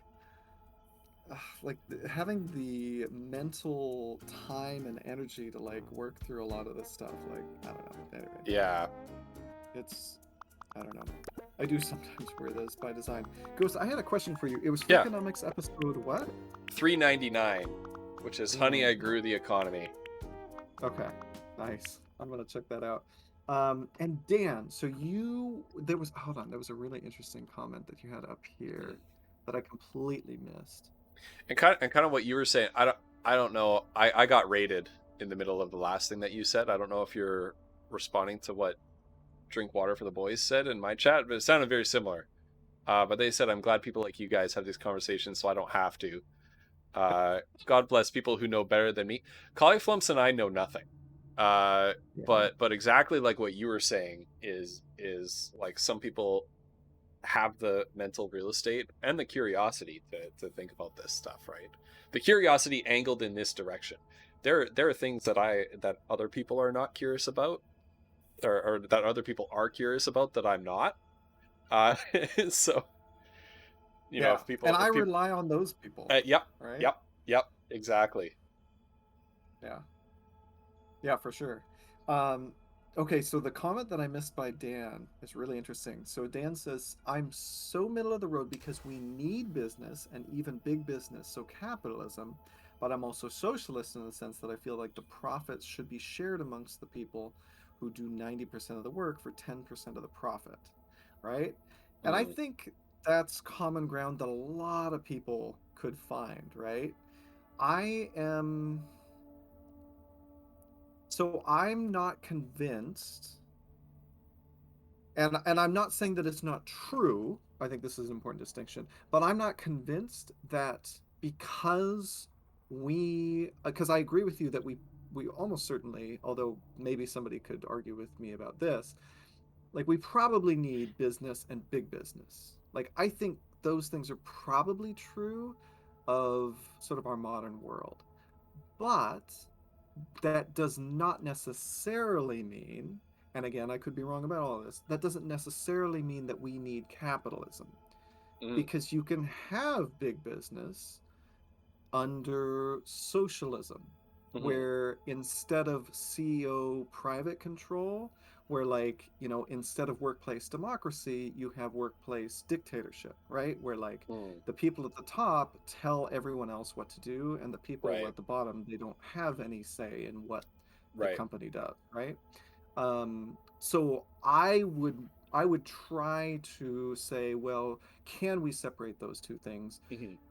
Should we separate those two things, right? Anyway, have that conversation. Yeah, I think you certainly could.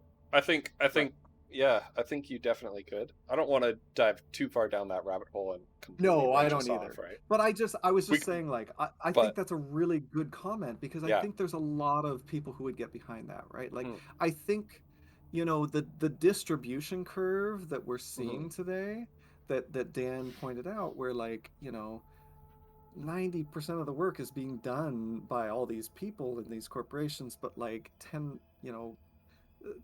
of the people are getting this profit, right? Like, anyway, so okay, yeah, but here's how far I will go down that rabbit hole. So I teach economics in high school, right? And so I get a lot of teaching materials that often come to me, like that often get sent in the mail to the school from different organizations that want to push one agenda or another. Right. And so I got and one that I actually use, that's really interesting, a kind of a funny story, is a video by the Fraser Institute. Now if you don't know who the Fraser Institute is, chats, yep, they're probably the biggest think tank in Canada, and they're basically they build themselves as a free enterprise. They're basically like a pro fiscal conservatism, pro capitalism kind of political think tank, right? And they do create a lot of really high quality materials for economics education. But they sent me a DVD one time that was called "Morality in the Marketplace," and this gets to exactly what you're talking about, right? Because it says, "Is government regulation necessary for?" Jinto, that's probably because you're in the States, if memory serves. They're in Canada only. But Right. is government regulation required to get businesses to adopt business practices that line up with what we would call sort of the moral imperatives of society, right? And their thesis was that no, it's not necessarily. Like, within a free market, you can have a moral enterprise, right? An enterprise that pays its workers well, that treats them well, that provides a good product, that doesn't hide anything, things like that, right? That conforms with social expectations and social norms. And so the example that they used for this was, why is that command not working properly? The example that they used for this was Whole Foods, right? Now, Whole Foods was started as an experiment by a right libertarian. I use that term, right libertarian, because there's right libertarian and left libertarian. Right libertarian is when I say libertarian, the kind of ideas that pop into your mind right away, it's right libertarian, right? Yeah. So it started by a right libertarian who he wanted to run this experiment where it's like, okay, well, if we put yeah, thank you, Pi. Where if you start a business, you start a grocery chain where you pay the workers really well, you involve them in the decision-making process, right? You give them a say within the company, you give them benefits, you give them sort of skin in the game, as it were, right? So they're involved in the decision-making process. They're empowered to talk to customers and make decisions about like what products get put on sale or what products get promoted, right? And then, of course, like it's a company that also doesn't put out food that's meant to be like what you were talking about way earlier, like addictive, right? Right. We're just putting out like good quality food. We're not loading it down with sugar and salt and fat to get people addicted to it, right? And it worked, right? And this DVD from the Fraser Institute is like, here's how well it works, and they're very profitable, and you know, happily ever after. It's a fantastic story about how there was no government regulation or state intervention necessary to make this company conform to social imperatives, right? I was like, okay, well, that's really interesting, because I'm like you said, it's really important to be open to alternative sort of views and ideas and evidence that sort of goes against your preconceived notions. And so I said, okay, Yeah. like that seems to go against what my personal kind of worldview would lead me to expect. So I looked into it further, and I did a bunch of research on Whole Foods in this whole story. And what happened to Whole Foods, as many people probably know, it was bought out by Amazon, which is essentially like Amazon it bought a whole bunch of stock in Whole Foods, right? And essentially took it over, became the major shareholder.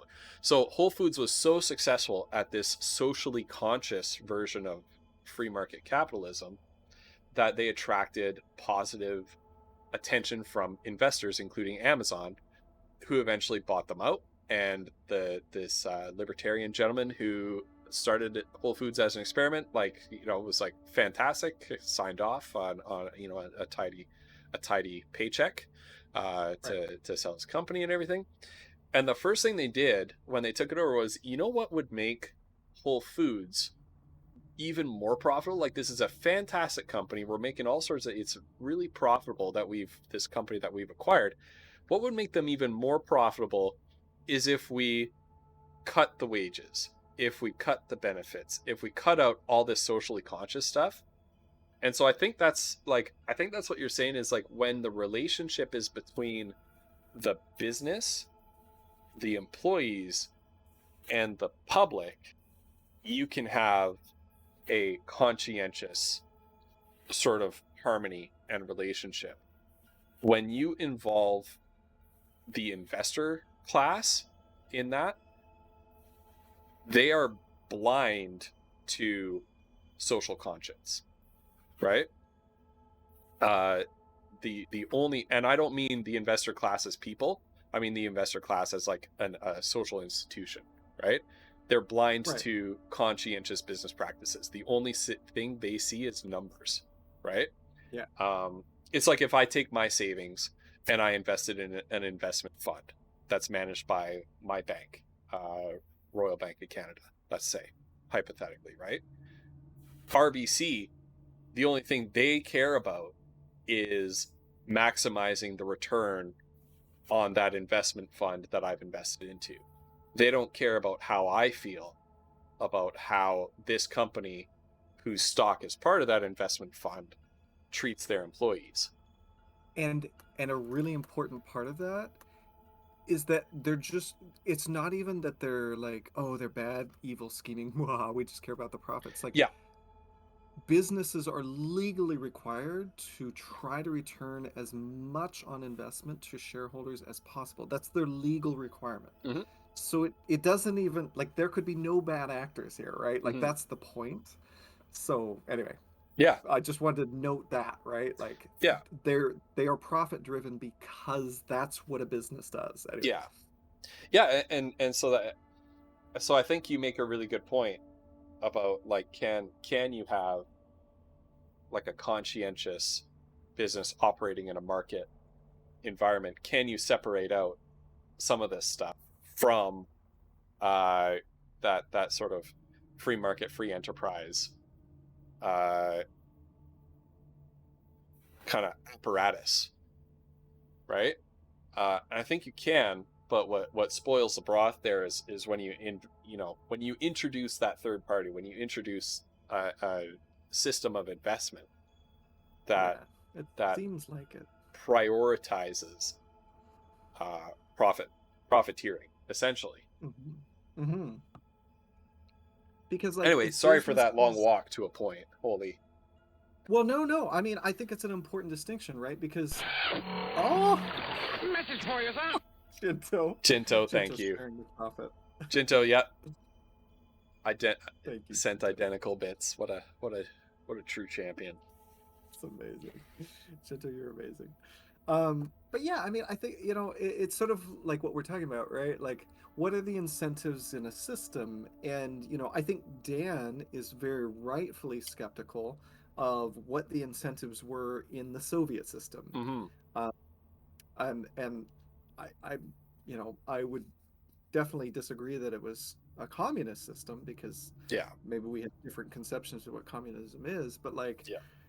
you know, just because I disagree with the incentives of a system and a system over here doesn't mean that this third system is the one and only, and that's the one that we should go with, or that, you know I have all the answers in the first place, right? Like, it's more just like, you know, what do we want it to do, and what are the incentives there? Like, how much Mm-hmm. fighting against incentives you have to do?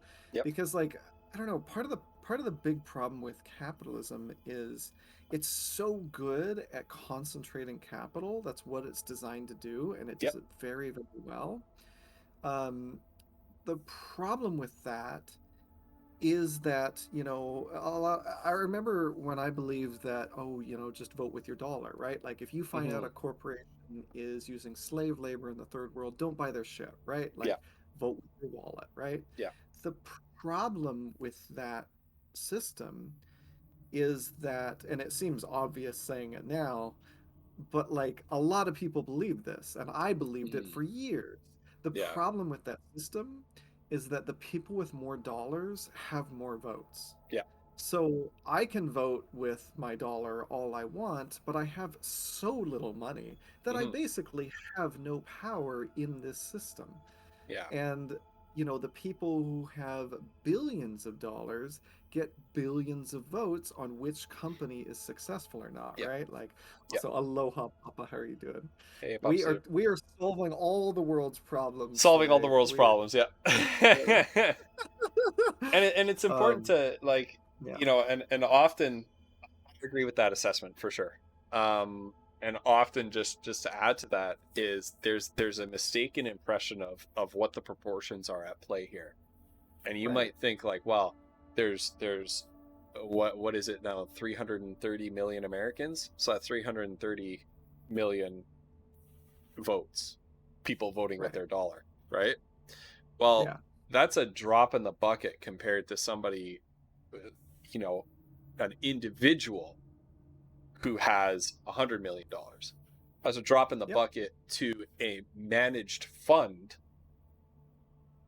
being operated by one sort of financier company or group worth trillions, right? Yeah. Like, so, And that's not even to talk about the multinational, yeah, like, uh, way that companies work. Like, yeah, to think of Google as a US company or Apple as a US company or whatever, I yeah, mean, sure, they've got like a headquarters and they certainly have their history here.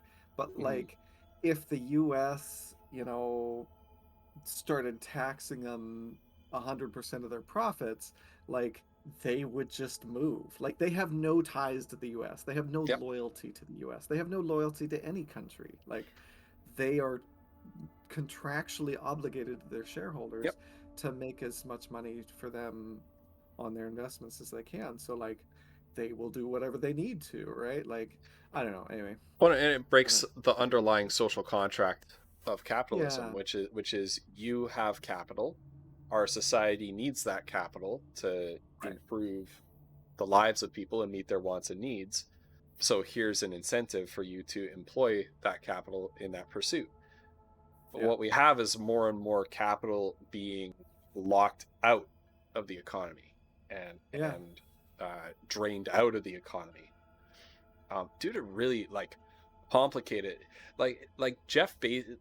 There's all this talk that Jeff Bezos is worth this amount of money, and it's mind-boggling. And he lives a very, very, very rich life. Of course he does, right? mhm, The reality is that Jeff Bezos can't even access most of that money.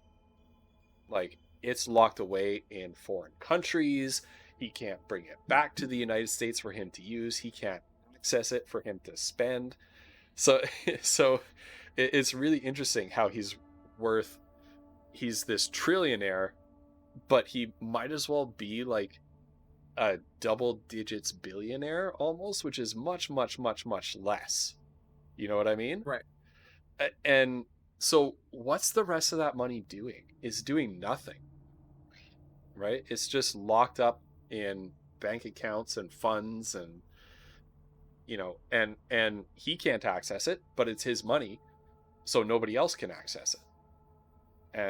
And so you have the rationale for this system, right, has been turned on its head, where it the idea that Smith was coming up with was, oh geez, we got all this capital sloshing around, let's tap into it and use it by offering, by reducing regulations and offering people like profit incentives. um Now it's gone so far that it's sort of come back around into the other direction again, where uh capital is just locked away and is useless to society. And we have, growing problems with healthcare bankruptcy in the United States, student loan debts, crumbling infrastructure, um, housing affordability. And all of this points to a gradual but inexorable tightening of everyday people's individual margins to like actually meet their needs and desires.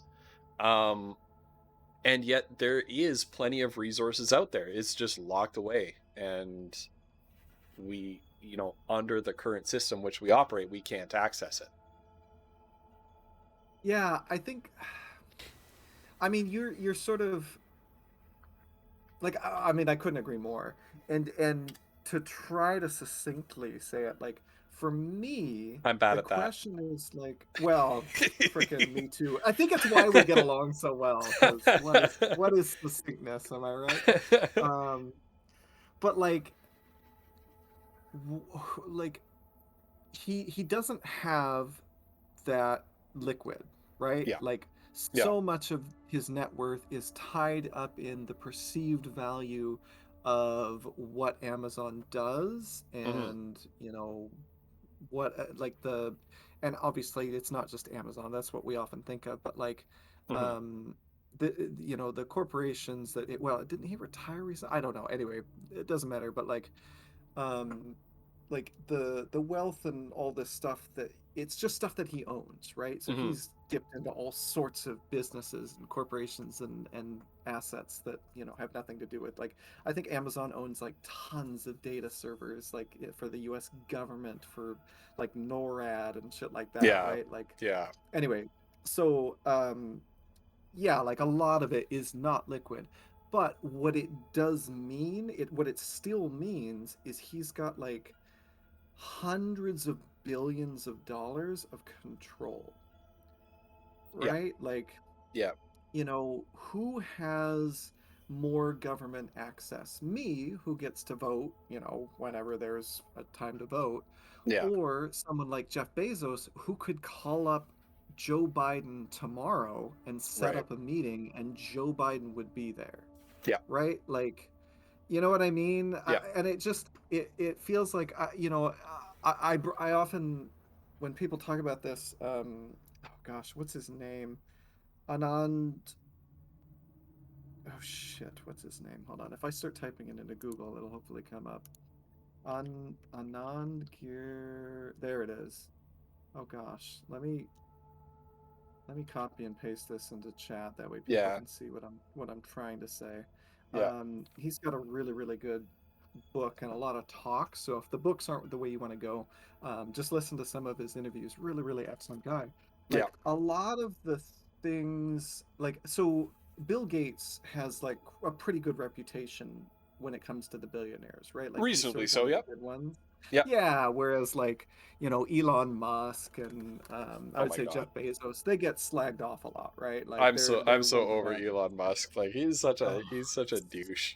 I'm I, sorry. I I'm feel like sorry, but Elon Musk's access to Twitter is the most proof against this idea of like genius CEOs that could ever exist. Like better than any argument I could ever make. Like, oh my God, the guy is just. yeah. Anyway, it doesn't matter. Yeah. Um, I just shared a 1 minute Minecraft visual comparison of Elon Musk and Jeff Bezos' money compared to. Yeah, man, that shit is staggering. Yeah. Like Yeah. these Yeah. hundred billionaires compared to like normal people, and like how many thousands of years they would have to work like 24/7 to make Yeah. a quarter of their fortune or whatever. It's Absolutely. terrifying.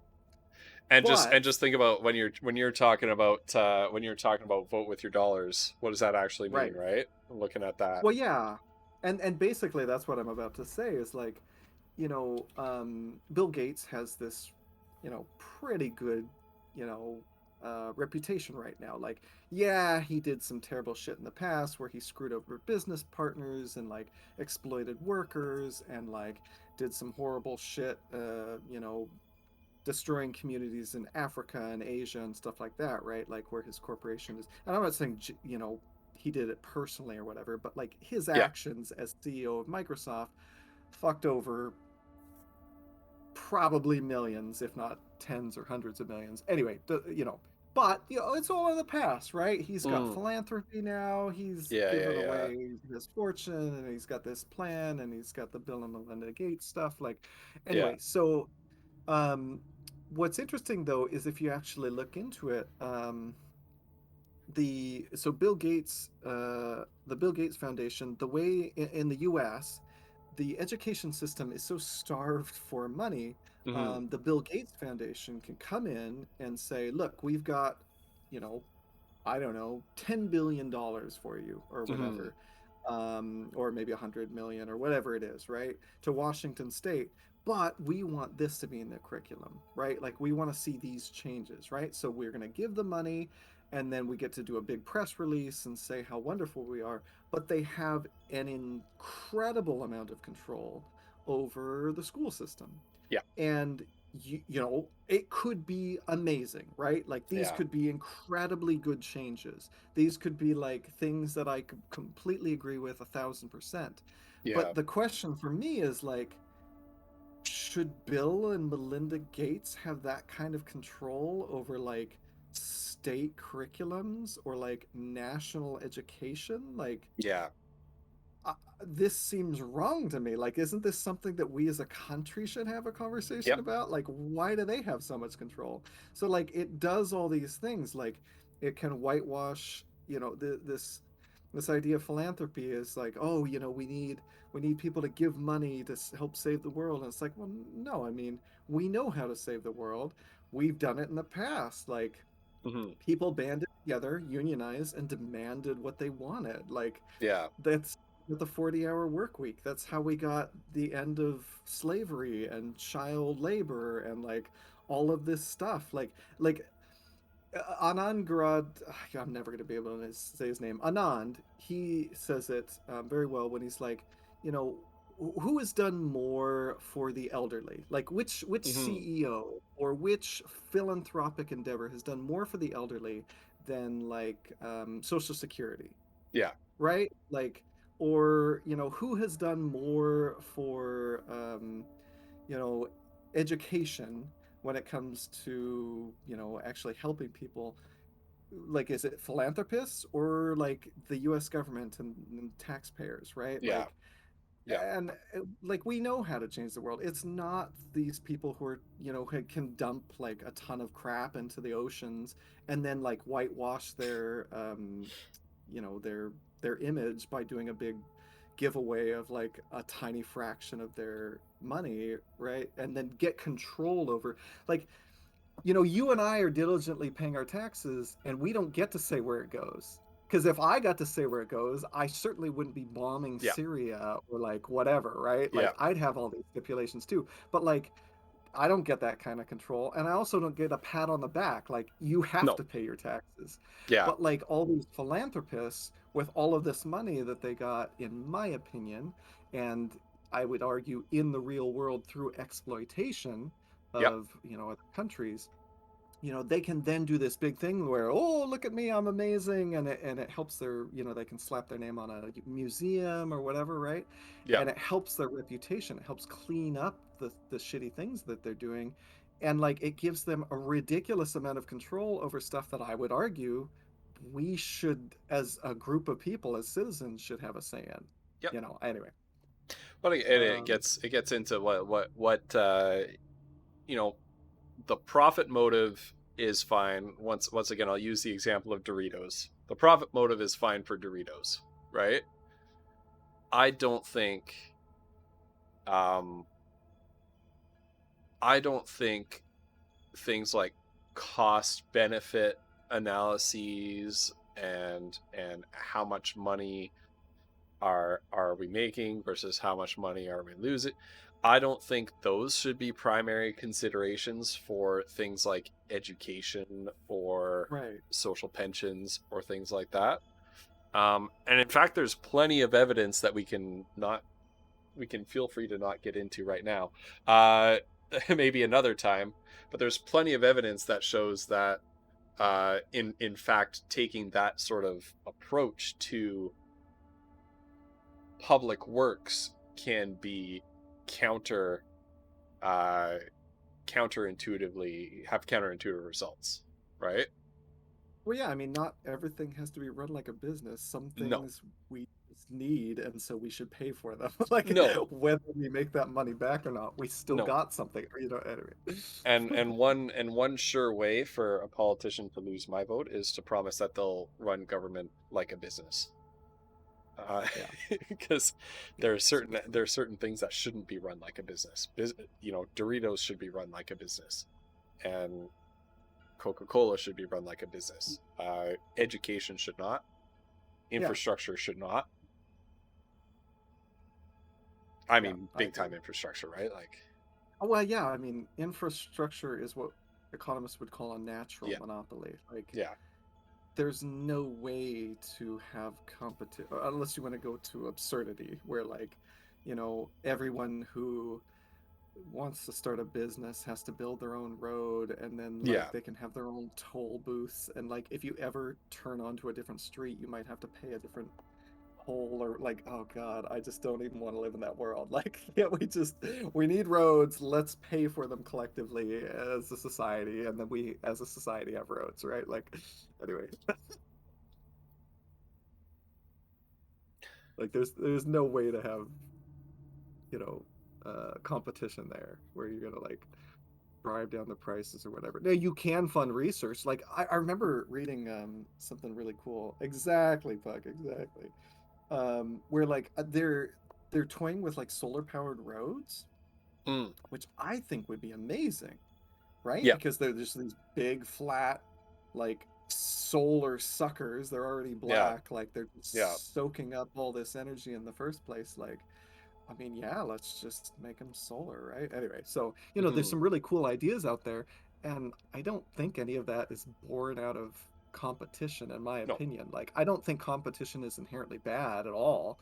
I just think that there are also other motives, and this is what Ghost and I've been saying. Like, there are yeah, other things that motivate people. Like, I mean, I often use as an example, like a counterexample, like people who are telling me that, we couldn't have had Amazon without Jeff Bezos, or like, we couldn't have had electric cars You without shooting your Elon Musk. bowcaster? I think it's I'm just pressing the button to ahistorical, shoot. A, but also Ah, B, like, think about and some you're of the alive! greatest minds in history. Like, I'll often use Isaac Newton as an example. Like, hmm, he just was super into this stuff. hmm, Like, he wasn't trying to compete for market share with, like, I don't know, Isaac Asimov, who wasn't alive at the time. You know what I mean? Like, hmm. there was no profit motive for Isaac Newton, No, who revolutionized the world. You know what I mean? Like, so you can't talk to me about how like there are no other motivations that humans have where that we can't tap into, right? Anyway, so we shall collect every Isaac for this metaphor. Find every Isaac. Oh God. but yeah, Anyway. and that once again we're coming back to, where does innovation come from? Is it coming Right. from the private sector? And Hmm. the fact is, no, it's not, right? And Isaac Newton's experiments were done at a state university, right? Yeah. Yep. And at his own private estate, right? Yeah, Like, I think Isaac Newton is. I mean, I don't know if it's a complete argument. I don't know if it's a yeah, super compelling argument, yeah, but Isaac Newton is an argument, in my opinion, for like, I don't know, some kind of UBI or something, right? yeah, Where like people's basic needs are met because he was just the son of a rich person. yep, He was an aristocrat and yep, just had a bunch of free time. yep, And he was like, huh, why does stuff fall? And yeah, like, why are the stars the way they are? Like he was just interested in a bunch of shit. And yep. because he didn't have a 40-hour work job to survive in a factory somewhere, we got Isaac Newton, right? So anyway.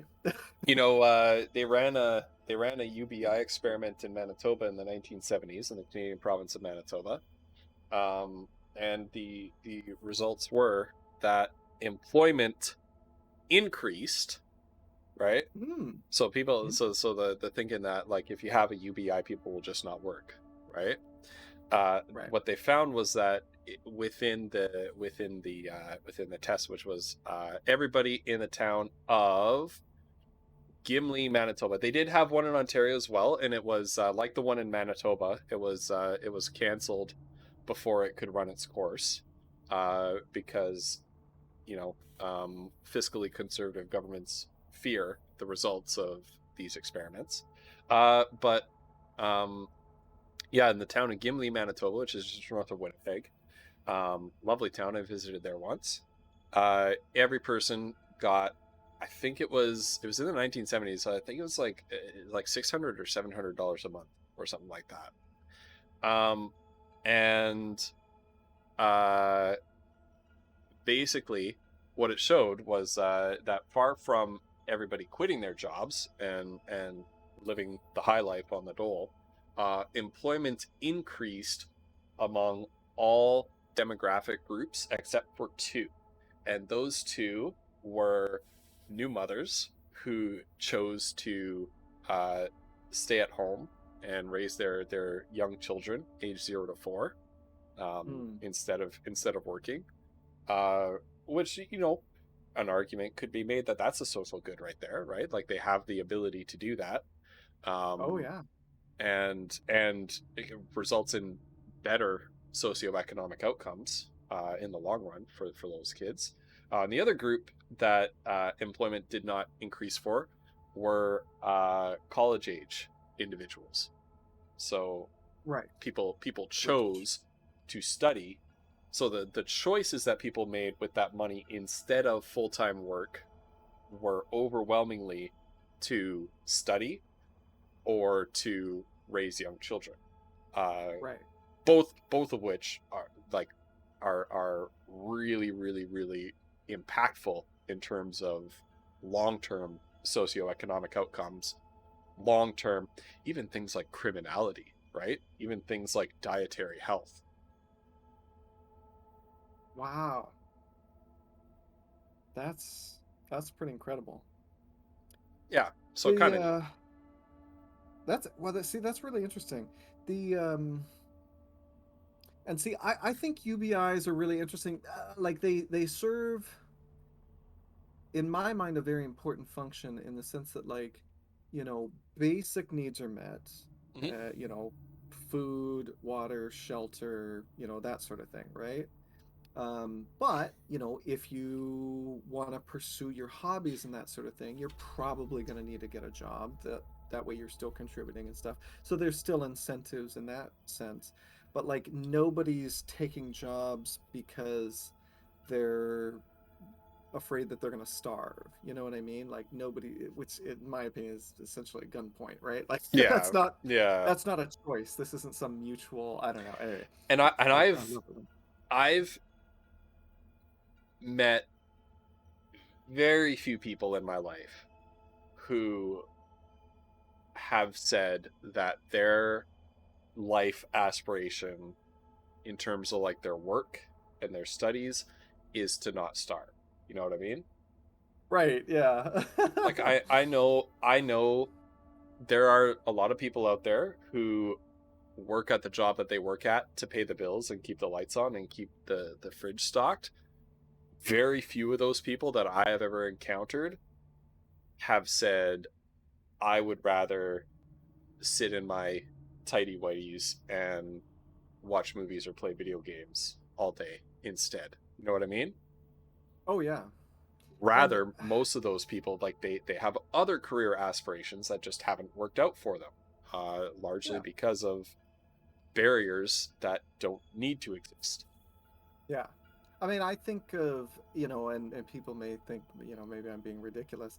I don't think it's that far-fetched. I mean, I look at the society in Star Trek and I think, yeah, I mean, it's tapping into a very, I think, natural human desire for like excelling and bettering yourself and like advancing that way. Like there is no money in Star Trek. Well, I mean, there's the Ferengi and whatever nonsense that they're up to, but like, you know, in the Federation, like it's not like captains get a yearly salary or whatever, like, and everyone's trying to advance to captain because they're going to get paid more. Like, no, it's just social capital. And like, you know, I don't know. I think that I don't even know if it's the perfect society or the answer or whatever, but like I think it's an example of like other things that humans care about, right? Yeah. Like you know, I have to be very careful with this because I don't want to. This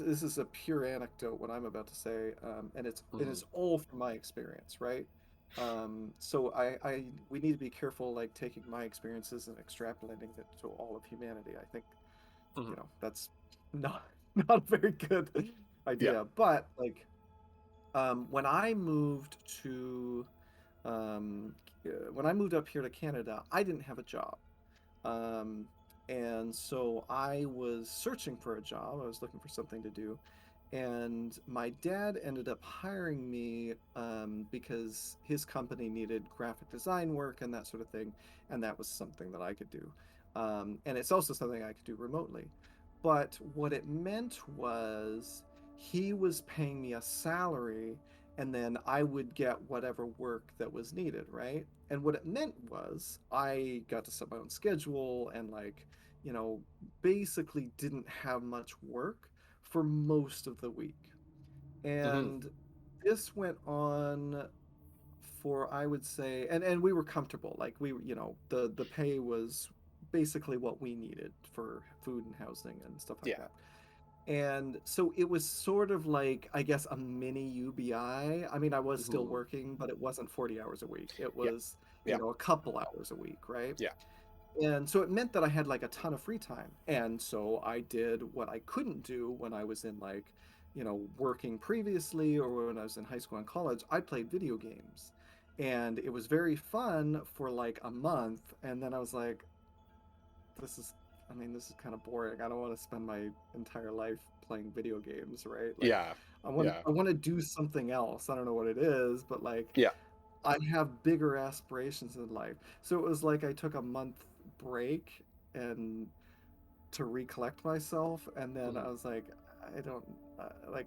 I want to do other stuff. So then I just continued to look for a job, and I knew that I wanted to make a difference in people's lives, Hmm. and so education was sort of the thing that I gravitated towards, and it ended up working out, right? Like, I'm a preschool teacher or whatever, becomes a streamer and plays video games. Yeah. Well, I hate to break it to you, Dan, but I don't actually make like very much money at all from streaming. This is the thing that I do socially. The reason that I started streaming in the first place, I think a lot of people did this, was because it was a global pandemic and they wanted to Yeah. spend time with people. And, Yeah.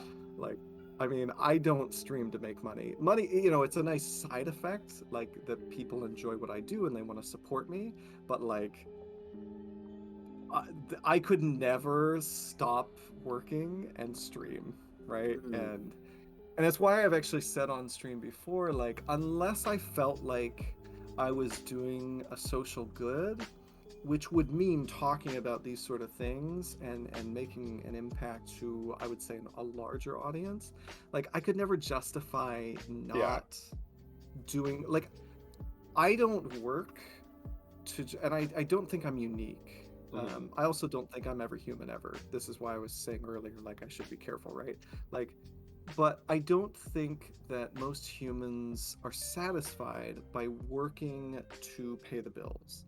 I Yeah. think most humans want to believe that they're making a difference and they want to have an impact on the world, and not even necessarily the greater wide world. Like, maybe they want to have an impact on their family or their church community or their, you know what I mean? Like, I know, Hmm. I know you're Hmm. messing with me, Yeah. man. Yeah. Yeah. Yeah. Yeah.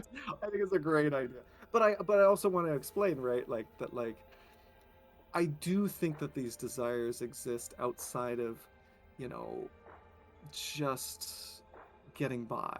You know what I Yeah. mean? And I think people who feel like they're stuck in a dead end job because, like, we tie healthcare to employment and it's very Yeah. spooky, not in Yeah. Canada, but in the US, like, it's terrifying to quit your job and to try to find a new one for that very reason. Like, Yep. people feel trapped in their jobs because, one, if anything goes wrong, they're shit out of luck if they don't have healthcare, like health Yeah. insurance. And two, if they don't work, they're gonna starve to death, right? And not just them, oftentimes their family, right? So Yeah. anyway, I and think I I and think I that's don't a it's such a shame too, because like, right. why why would you ever, like, who would ever do that to a person? You know what I mean? Like, who would ever make a decision, and no one person is making this decision, right? Right. Millions of us are Yeah. making the decision to do this every day with our Yeah. our choices and our behaviors, and some people are in greater decision making positions than others, but we're all culpable, right? But like, if you reduce this down to like an individual person, and you had control over somebody else's life in your hands, what kind of person would say, I'm gonna trap you into abandoning all of your aspirations and goals and dreams and work at Timmy's for the rest of your life, Right. slinging coffee. Yeah. You know what I mean? And, you know, and if you want to do that, like some people love that work, right? And I think that's wonderful. But if you're somebody who's trapped or feels like they're trapped and that kind of thing, like I almost think it's like almost criminal to do that to a person. And yet there are hundreds of thousands of people that are in that position every single day, right? Yeah. I don't know, it's scary. I know, I agree. I mean, and in that sense, a lot of people who, might go further than you and I, they might point out, like, this is kind of neo-feudalism where Right. we're just serfs and we work whatever job we work because that was what was available to us, and we don't really have any choice, and we don't travel because we don't have any money or means to, and like if we take time off we don't get paid for it, and like we don't want to take too much time off otherwise we'll get laid off, and somebody who doesn't take as much time off gets hired. You know what I mean? Like there's all these, like this idea of freedom of choice and everything, it rings a little bit hollow compared to the reality of most working Americans and Canadians, and I don't know, Yeah, like your freedom is to toil or live on the street, right? Yeah, which is also criminalized, right? And anyway. and now we've been talking like the moral and ethical dimension. Even if we get back to like we were talking about UBI and things like that, even if we get back to like the economic and material dimension, which a lot of people are, I would say, more motivated by that. I certainly hope not most people, but there are a significant number of people who are more motivated by that. Like even beyond the moral and ethical dimension of things like that is like, Flannelsaurus, I'm not going to overshare what Flannelsaurus in my chat is saying, but basically they have circumstances in their life where they're prevented from working, right? And the UBI experiment in Ontario that was cut extremely short by a new government that got elected in, paid like $11,000 a year more than social benefits did, right? And like economically, that's good for the economy that it pays that much more. Like what, because I don't want to get too much into the economic nitty gritty, but at a certain point of expenditures, there's a finite dollar amount on meeting your needs, right? And beyond meeting your basic needs, like if you get a raise of 40%, right? If you're working in one job and then you get to a new job and you make 40% more money, well, you're not gonna buy 40% more food, right? You're probably going to spend more money on food. You're probably going to increase the quality of your food, but your food budget is probably not going to increase by 40%, right? No. So once you've met your basic needs, you're going to start spending on other things that are actually a lot better for the economy, right? Yeah. And in your case, in your individual case, right? You had a choice. You made the choice to go into education. Well, that is better for society that you were put in a position where you could make that choice, right? Than if you were put in a position where you couldn't make that choice, and well, you just have to take whatever job, or you're not allowed to work, or you've got to sit at home all day playing video games, right? Having the choice to pursue an aspiration and go into, and what you did with that is you went into education. Well, now you have, not just in dollars and cents improved, your spending through gainful employment, which stimulates your local economy, but in ways that are very, very difficult to measure, and yet we can see the impact of 20 and 30 years down the road is, your students will have benefited from that, right? And will potentially move on to do things that they otherwise wouldn't have been able to do. Yeah, for sure. I mean, I don't think it's a controversial thing to say that, like, I mean, geez, I don't think this is. I'm pretty sure every like serious economist in the world agrees with this. Like, kind of part of what you're saying is like the top 1% and the remaining 99% of people, like, they spend their money very differently. Yeah. And the if you give somebody making $20,000 a year, if you give them an extra $1,000 a year, they spend it very differently Yeah. than if you gave that same $1,000, which somebody with $1 billion isn't even going to notice. But like, Yeah. putting that aside, Yeah. like, they're going to spend that money very differently.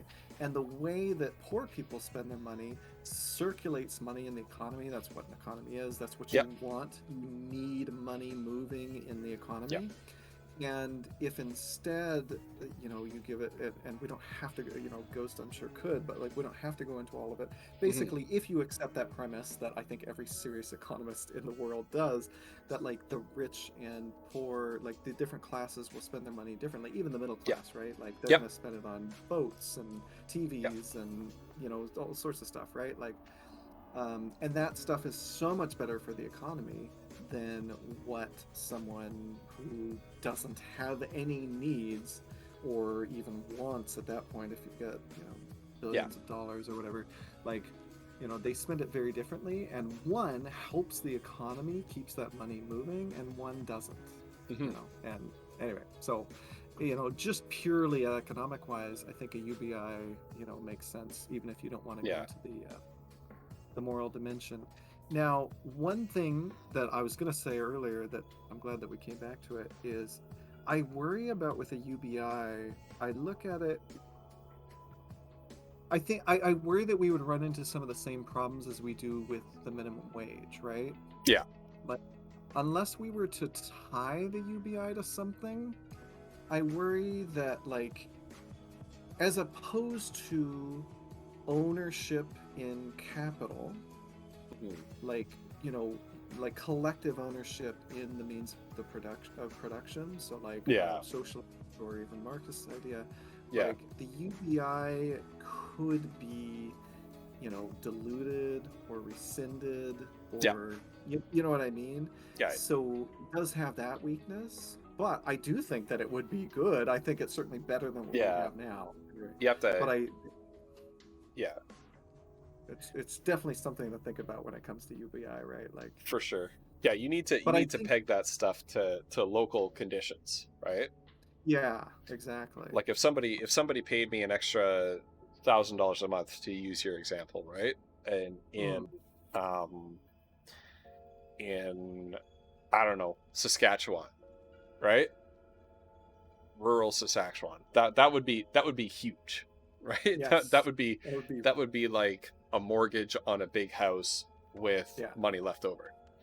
If you gave $1,000 to somebody living in San Francisco, that wouldn't even come not even close. Rent for the that's not even close to rent for like not even close. Yeah, for a shoebox, right? Yeah, literally. Yeah, so you do need to don't know Cali prices. It's obscene. Yeah, it's crazy. Was it San Francisco? San Francisco, if you make $100,000 a year, you are technically poor. Jeez, that's just madness. I will never make $100,000 a year. I might due to like inflation and contracts being pegged to inflation and things like that. I might make 100,000 at the end of my career. Right. Yeah, I wonder. Oh gosh, that's depressing. But yeah, anyway. Yeah. I mean, it is locally dependent, right? So I think that's important. Like that. What do economists call it? Like the real spending power, or something like that, or purchasing power. Purchasing power. That's the one. Yeah. Anyway, because it'll definitely vary. Anyway, well, yeah, I thought that was a really, really fascinating video. I encourage everyone to check it out. I'm gonna pop it in my politics channel because I'd love to have more conversations about this. Yeah. I'll grab it and pop it on my Discord too. Yeah. Yeah. And I'm I'd love to glad have more people. conversations like this in the future, Collie. Yeah, absolutely. I know that we've got a whole bunch of gameplay done here. Oh, absolutely. My We're basically gods now, right? I'm sure you're I don't have your stream open, I have your chat open, but I'm sure you're on like your just chatting screen. My just chatting screen got absolutely borked when I switched to the green screen, and I haven't been able to fix it yet. So I'm just on the game on this dialogue box for the last like 2.5 hours.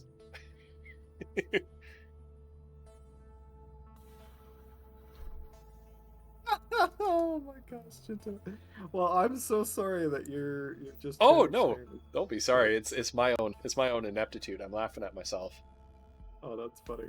Yeah. Well, but yeah, I absolutely. Flannelsaurus, the narrator must be itching to take a piss. Yeah, can you imagine? But yeah, no, this was really fun, and I'm Yeah. glad that people engaged with the discussion too, because like, Ghost and I, we tend to agree on a lot of things, and I think, geez, sounds like 99% of stuff, if not 100. Yeah. But Yeah. so it's nice to have other people engaging with the conversation and like asking good questions and like hmm bringing these other things into the conversation, right? So, Yeah. thank you, chat. These are And awesome. and sometimes these conversations can be real echo chambers, and the communities that sprout up around these conversations can be echo chambers, and I'm not interested in that personally. I hate that. Yeah.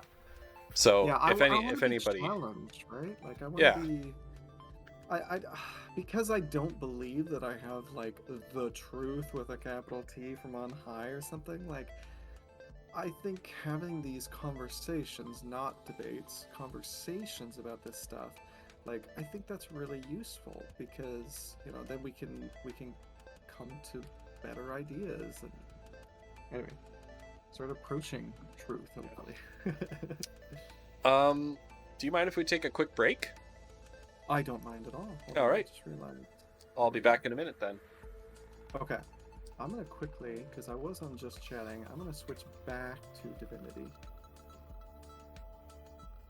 Divinity Original Sin 2. There we go.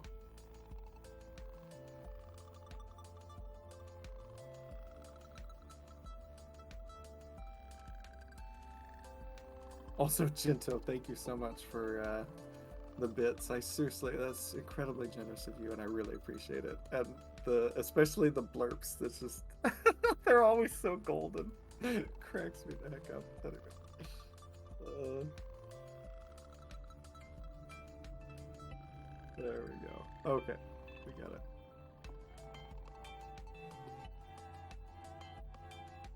Oh, absolutely, man. Well, I'm so glad that you were here. But yeah, oh gosh, how do I even explain what Ghost and I are doing in the game? We are, where is this place? Shoot, I'm gonna scoot you guys back over here. I think it's the spirit world or something. Anyway, and it looks like I'm about to talk to myself. And yeah, we are trying to save the world. I think is pretty standard for games like this. And I am a necromancer. Look at all these like evil flesh sacrifice and like mosquito swarms and death wish and infect and stuff. Anyway, it's gonna be great. And Ghost is can I actually see where he is? Oh, I can't, but it doesn't really help. Anyway, Ghost is a ranger. Look at how dapper he looks. Oh my gosh, look at this guy. Ridiculous. He's so charming, he actually has a charm aura around him. Anyway, so I'm going to talk to myself and see what happens here.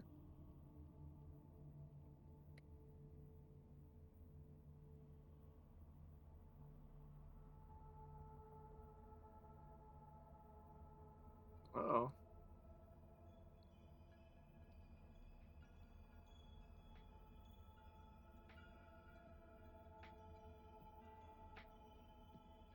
Damn it, Shiraz, were you here the whole time? I'm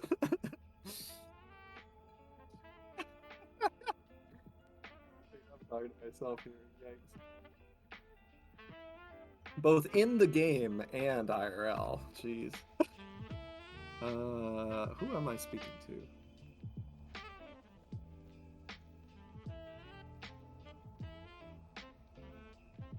Can't you just tell me?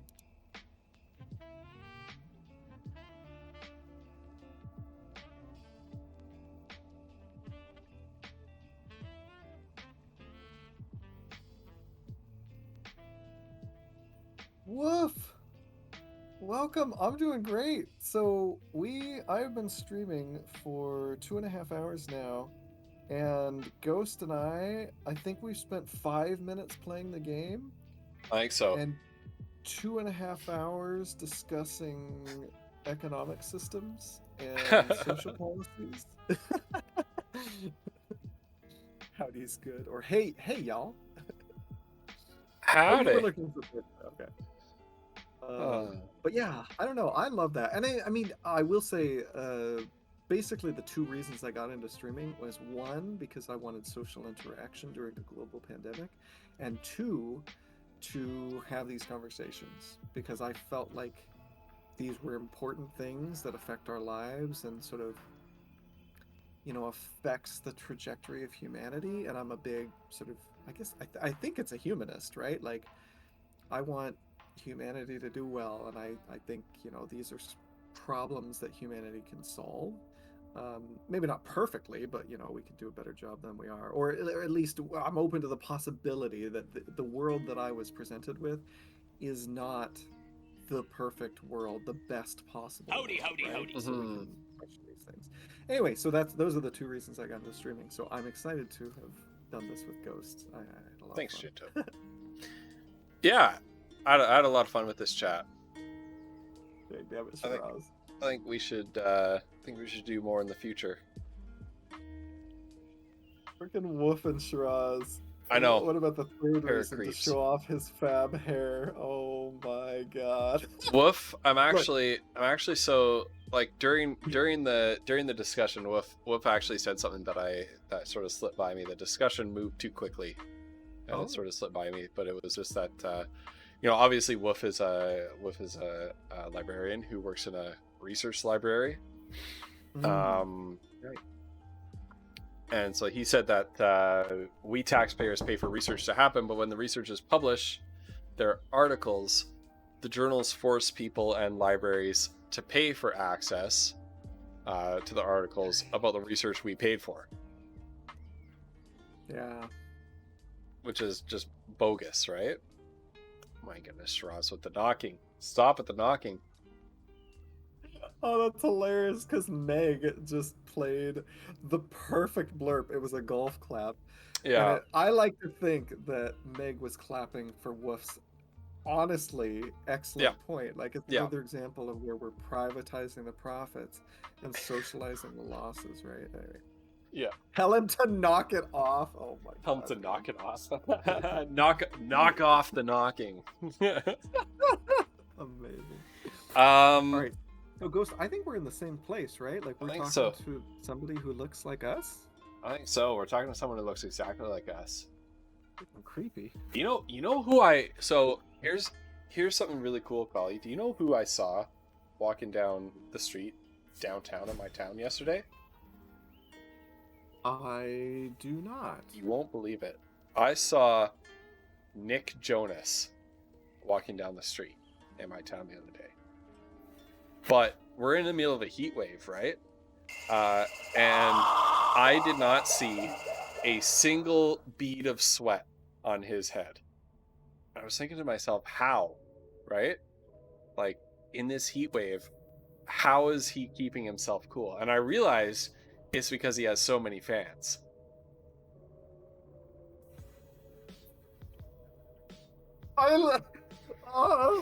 I could not. I was like sitting Jonas, here going, it's me, sexy boy. I think I did it about 3 or 4 times. I went back and forth between this is a dad joke or wait, is this an actual story? Did he actually see one of the Jonas brothers? Like, oh my god.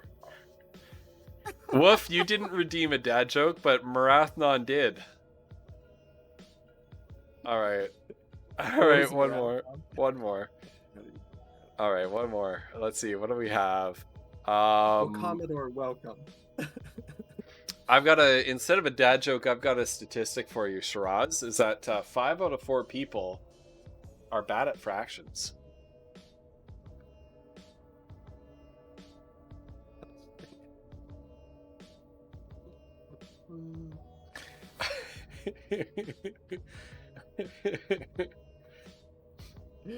Oh my gosh, Meg is golf clapping for that again. No, Meg. Can I get another Nick Jonas one? No, because that was a bespoke Nick Jonas joke. I don't even know what Nick Jonas looks like. I think I took a guess on Nick Jonas even being one of the names. Alright, what do we got? Bathed in the half-light of these starless barrens, you spot a figure you can only describe as a second self. It looks haggard and weak. Its very voice but a feeble echo of your own. Quiet Let's pretzel. put these utility spells over here. Ivan, my Sorry, wolf, chat. I realize my bar is a Come. disaster. come So closer, so that you may see me as I I need to actually truly do am. this stuff. Stubborn as ever, but you will look me in the eye. Short fade. Basically. Commodore popped up in my chat just to say people weird leave at that joke.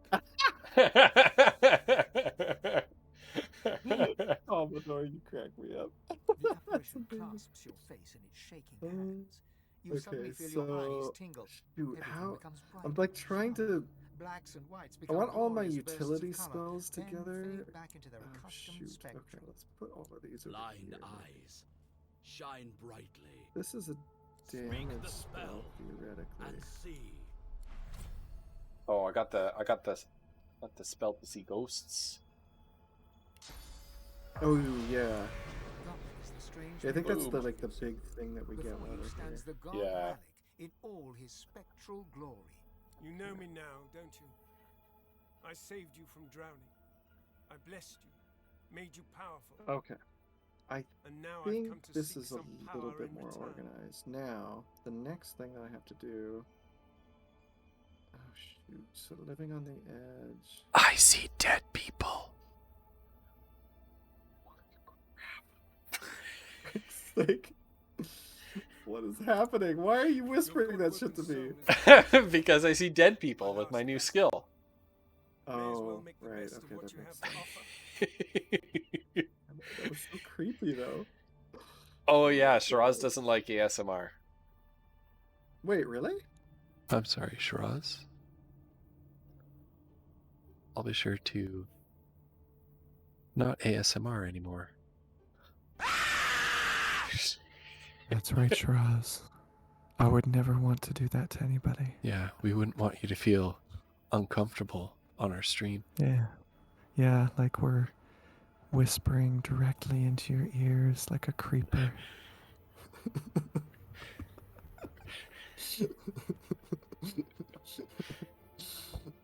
People Even I'm. Don't Shiraz ASM just screamed. Don't ASMR. I know he did it on mine too. Don't like ASMR streamers have like they have all these little tools by them? What do I have on my desk? I've got like a clicky pencil here. Why do we even have that limit? Is my mic picking that up? Oh yeah, I can hear that. Yeah. That's it. Some ASMR. Yeah, don't with they stuff like I have on they my put their desk. hand in like some sand? And, Yeah, like, they kinda have like little flip it. tools and stuff. I've got a game case with a little Velcro on it. Love that Yeah. movie. Thank you, Meg. That's Velcro. Okay, so I think. Oh shoot! I'm trying to like organize my inventory bars, and I probably should do this off stream. So I apologize, chat. ASMR streamers make kissy noises into the mic. What Do they? do they? I don't know. That's what Woof's saying. And Woof is already an expert on the hot tub streams. Well, Wolf wouldn't lie to us, right? So we'll try it. Woof knows the ASMR streams too. Woof. I Tell us your I secret. learn a lot about you every day.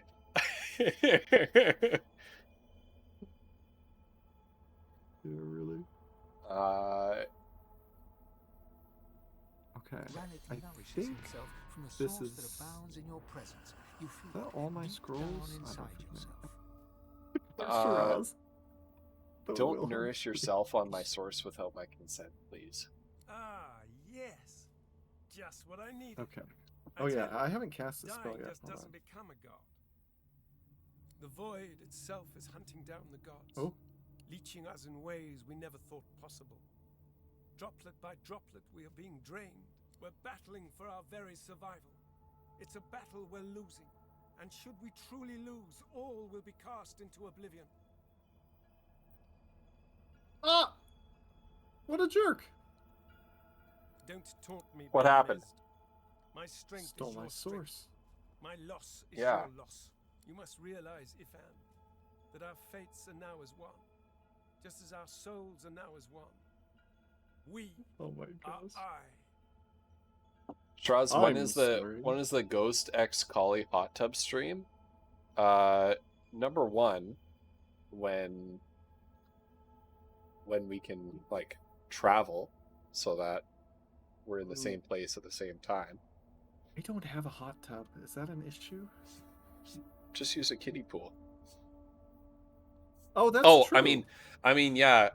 Once, That sounds I kind mean, of not when we've traveled to come together in the same location, but once chat donates enough money to each of us that we can each buy a hot tub.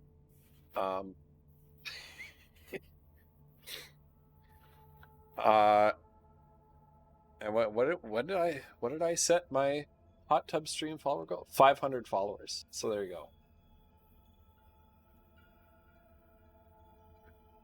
It'll never happen. Together we are a force to be reckoned with, but Sorry, chat. we I'm seek mostly to just survive skimming the through this onslaught of the dialogue. void. So Yeah. We to stand sum no up, chance unless we he's a become god. vastly more He's powerful than dying we are now. because the void is threatening the gods That or means consuming them. there It is seems but like, one place we and can so go. they're investing in well Ghost of and ascension. I's characters, trying to get us to be new gods. We're gonna try to ascend to divinity to try to keep the void at bay. Yeah. And so I'm mostly, I apologize, but yeah. It is a lake, a pool of pure source in which the And he's powers gonna of the teach us how to seven use the lie source. united. We gave them up freely to create the first Okay. divine. Each of us donated half of that which Exactly, makes us gods. Shiraz, To bathe exactly. in the lake Title is to drop, hell become yeah. our chosen. That All right, is so where the now road I think to I'm out of here. divinity leads, and you must be the There we first go. to reach it at all costs. This Polly, have character, you though, I ever don't- have Oh, you ever sorry. seen I don't know if you ever played it, but have you seen Jesse Cox's playthrough of Divinity Dragon Commander? Wait, which game? Divinity Dragon Commander. No, I've watched a lot of Jesse Cox playthroughs. He's freaking hilarious. Yeah, so it's a series, and it's part of the Divinity series, because Divinity Original Sin was not by far not the first Divinity game. There are actually a lot of them. But Dragon Commander is like, yeah, it's sort of more of an action game, and it's like you ride a dragon around and do missions and things like that. You shoot fireballs out of your mouth or whatever. But there's like ambassadors from all the different races, and Jesse romance like the undead princess because he can romance all the ambassadors. It's pretty funny. That's amazing. Yeah. That sounds exactly like Jesse Cox. I mean, Yeah. that's that is the Jesse Cox. And it's very much a Larian game as well. So it's like it's just really weird. Yeah, that is pretty bizarre. has like a good story to it, but is just really bonkers. Woof. Yeah. Making Okay. 150 Twitch accounts to follow me so I reach 500 followers. It is against TOS. Oh yeah, don't do that, Wolf. Yeah, I don't. So that- Don't be a real life Twitch bot. Yeah, don't do it. Don't go down that route. It was a time But of yeah, Pug. selflessness I and heard sacrifice. that. So he In the was face like of our old grandfathered into a enemy. system or something. They It gave was him an the act choice of or whatever. heroism. But Yeah. yeah, if you sub to dreadful Jesse Cox mistake. for one time, you have a sub to The him for void one Yeah. time, is which is stronger than ever. really, really A cool. new divine won't be Um, enough. I think Yeah, that check it. used to Go be the road how of ascension, it worked, not to bathe in the or sun. you could have that. All of Gentle Lynn, don't blurp follower alert at me. um, Is my drink disappearing a little bit? A little bit. It's green. Yeah. Oh, and then my shirt's teal. oh, Hello, everyone. So fancy. How'd the Hey, how'd the shoot Vinyl. go?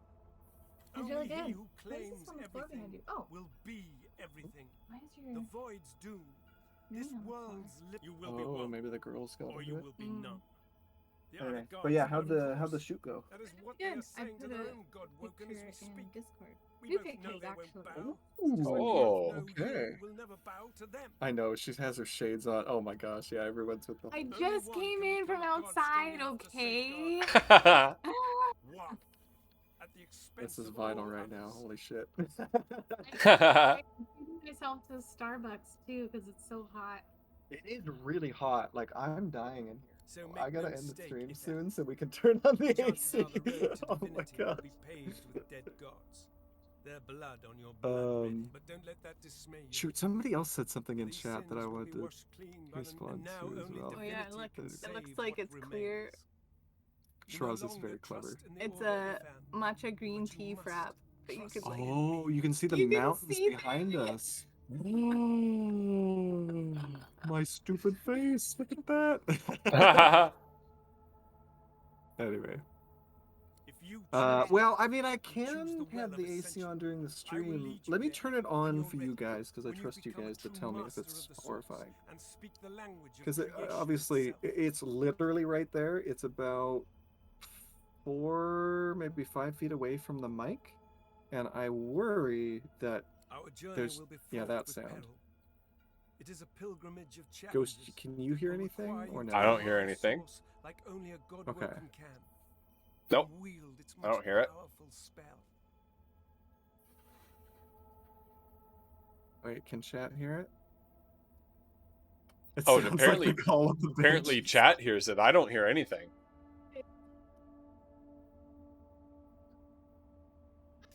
Yeah, Jinto has a good question. Do you have an NVIDIA graphics card? I do, yeah.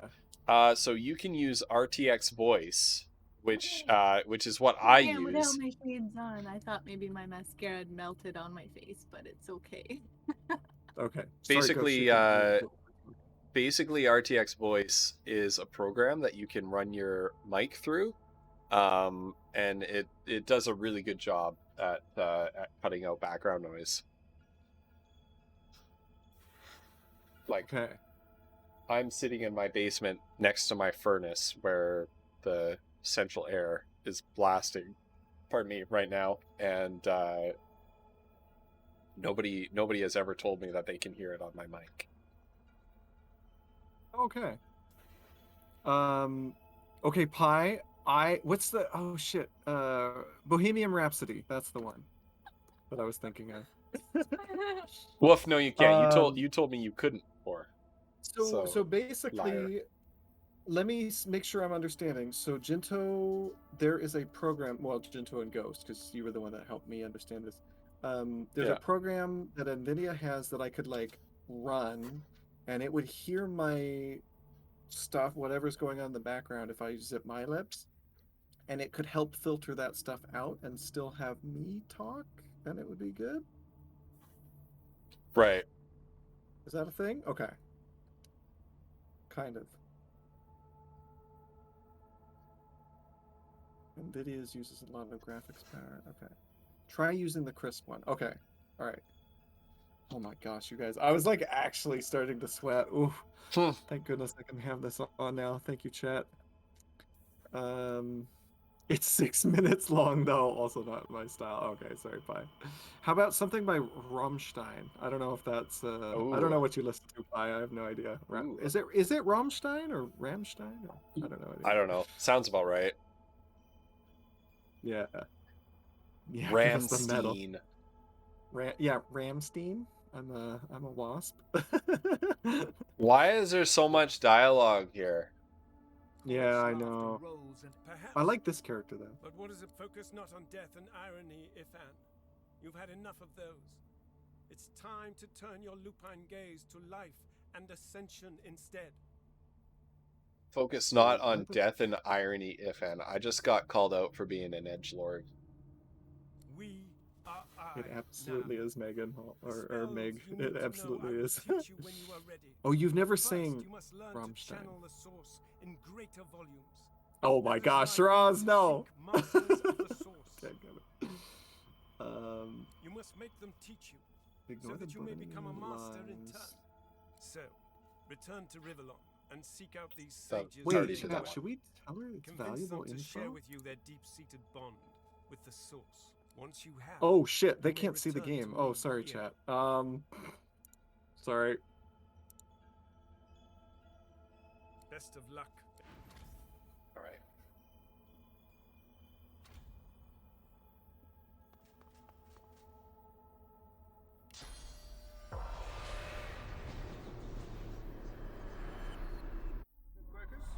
You have something. It's bloody hot. Ooh, How hot is it today?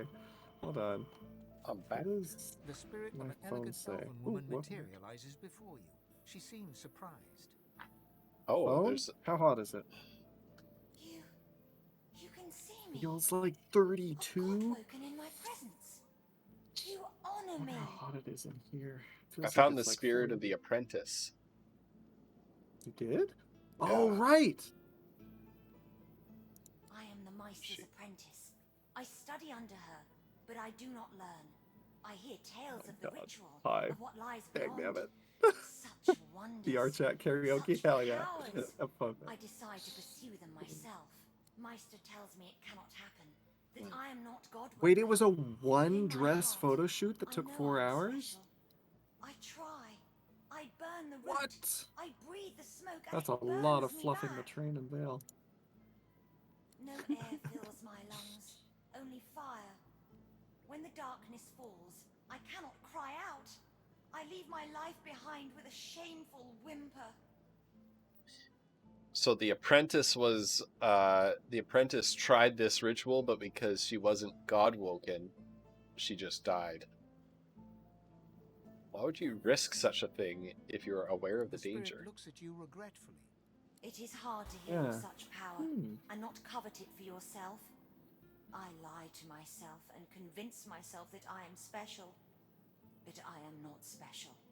I am dead. I lie to myself and convince myself that I am special, but I am not special. I am dead. Later. The Magisters have kept ledgers with all known sorcerers, but do be careful not to get caught.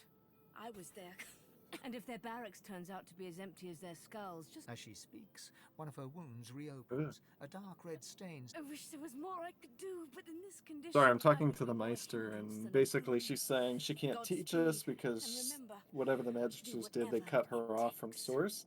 Right. So we gotta go find all these, like, whoever they haven't hauled off to Fort Joy, basically, like, the spookiest or Yeah. slyest people or whatever.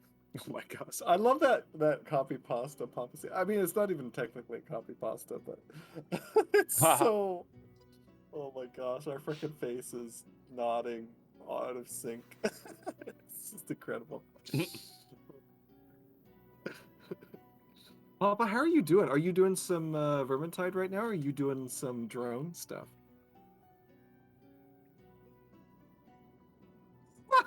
Oh my gosh, is that a line from Arnold Schwarzenegger from that Batman movie? Tonight's forecast, a freeze is coming. Oh gosh, my goodness. Those Batman movies. So ridiculous. Alright, so... Alright, what was her deal? Oh yeah, she's probably... Oh, I wonder if she would be helpful if we killed... What's her name here? Meister Siva.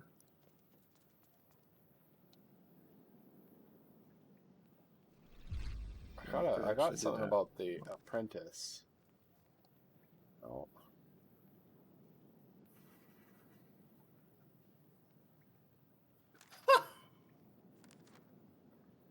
Wait, what was that? That was incredible. Stay frosty, bitch. Mr. Freeze was a fun bad guy, honestly. Like, you know, it depends on what you want out of a movie. I get that, but like, Yeah. man, that was... if you want to have fun and watch a Batman movie, watch that movie. Holy crap. Just, don't take it too seriously. I kind of like the two Michael Keaton ones, like the Tim Burton ones. Those ones are alright. I've seen those.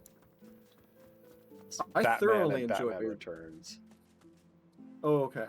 I mean, don't get me wrong. I thoroughly enjoyed like The Dark Knight and some of the other ones, but like that's a totally different experience. Like it's a different type of enjoyment, right? So, and that doesn't mean, me enjoying it doesn't mean it's a good movie either. I think they were pretty good, but Right. All right, Ghost. I don't know about you, but after all that philosophy and stuff, and then fiddling around and listening to them yammer on, I kind of want to just kill some stuff. You want to go like kill some stuff?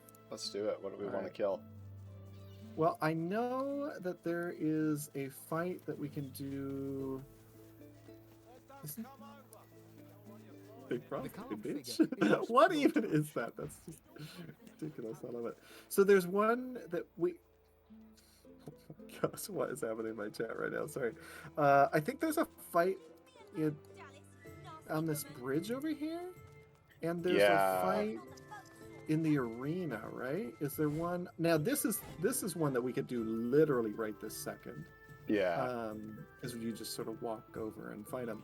The one in the arena, we might have to do some convincing and stuff, and I think there's like a big long quest with like a big fight in this building over here. Yes, there is. Yeah. Because there's like a zombie infestation in that building or something like that. Yeah, something like that. When I played it, I tried sneaking. So is it a fight or is it a sneak mission? I don't know. Which one? The one in the big building? In the big building, yeah. Those are source hounds. Oh, those are source hounds. So they're gonna know right away. I wonder. Do we want to just destroy them? Yeah, I mean they can't. They literally won't be able to do anything. I'm just gonna walk up and egg them. Hello. Oh, and it's saved. Perfect. The hound smells. Haven't got a collar. I'm sorry, but I can't let you leave. Perfect. All right. There we go. They had the exact thing that I wanted to say. All right, Chad, we're gonna fuck them up. I believe in you.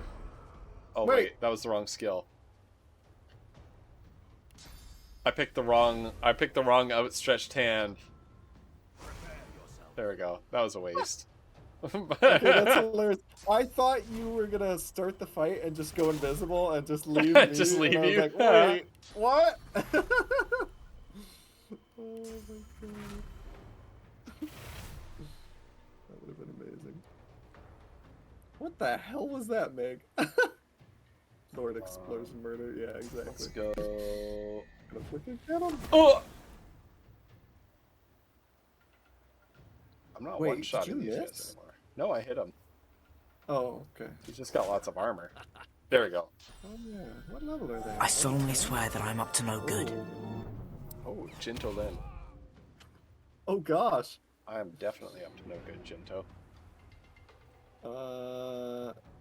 Okay, Ghost. These guys are tough, actually. Yeah, they really are. I'm going to.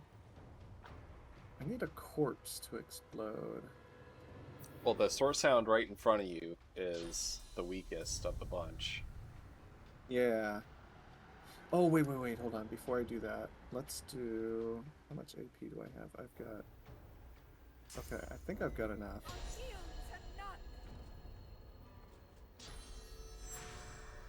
There we go. Okay, let's put you over here. Alright. Just so you know, Jinto has redeemed a ban in-game action where I'm not allowed to attack that source hound anymore.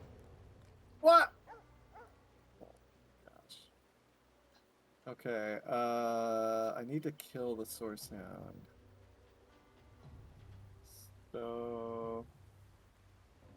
This should do it. There we go. It's packs for everyone.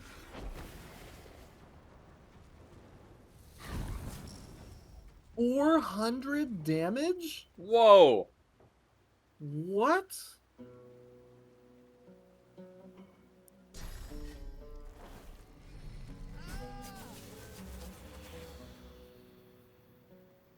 The deuce?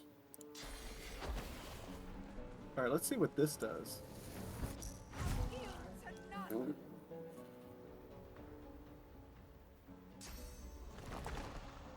Oh, wait. Actually, oh.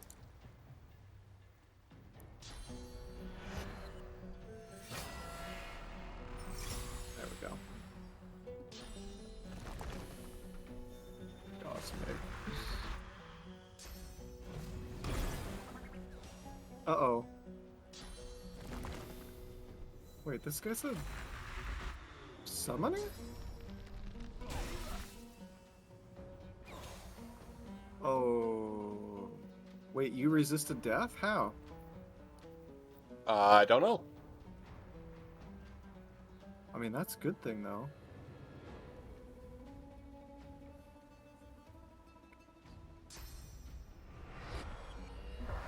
Take it.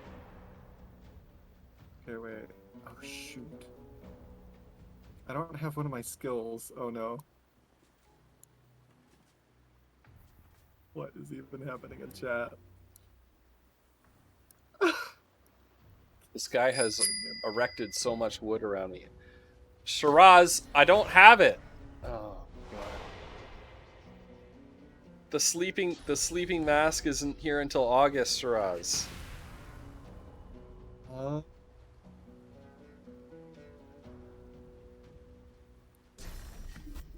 Let's get one of these things. There we go. And then...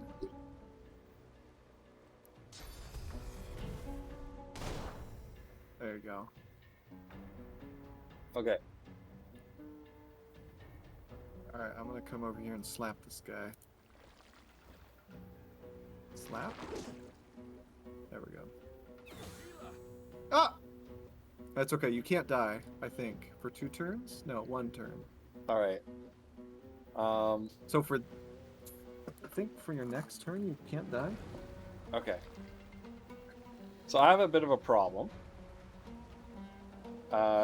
That problem is that Shiraz redeemed the wear a sleeping mask for the next 5 minutes, so I can't see. Oh! I can kind of see a little bit. I have my shirt up over my face.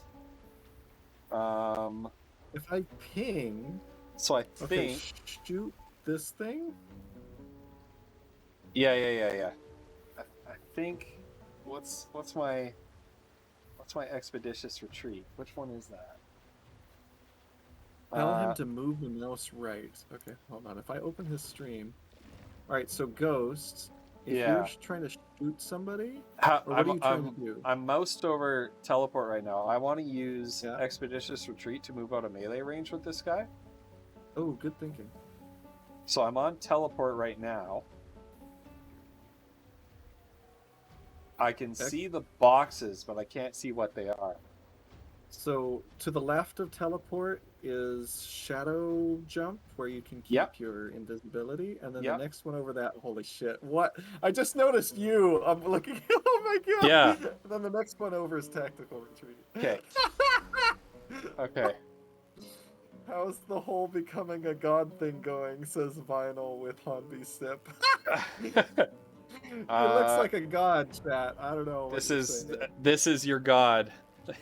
Yeah. Look upon the face of your god, chat. Look, you may not like it, but this is what peak Divinity looks like. This is peak male Divinity. And female. That's right. This is just what peak Divinity looks like. Exactly. I can only shoot this guy's wood. Wait. What? I can't shoot him. I can't get the mouse cursor to go over him. I think I've moved to a bad spot. Press O. Press O. Yeah. No. And then no, he's blocked. That's what she said. Oh, He's really? blocked by his wood. Oh my god. I'm wood blocked. What are you doing to me? Oh no, I changed my skill bar. Oh shit, yeah, those are all your elemental arrows and stuff. Jeez, you got a lot, man. No, This is not a hard fight though, so.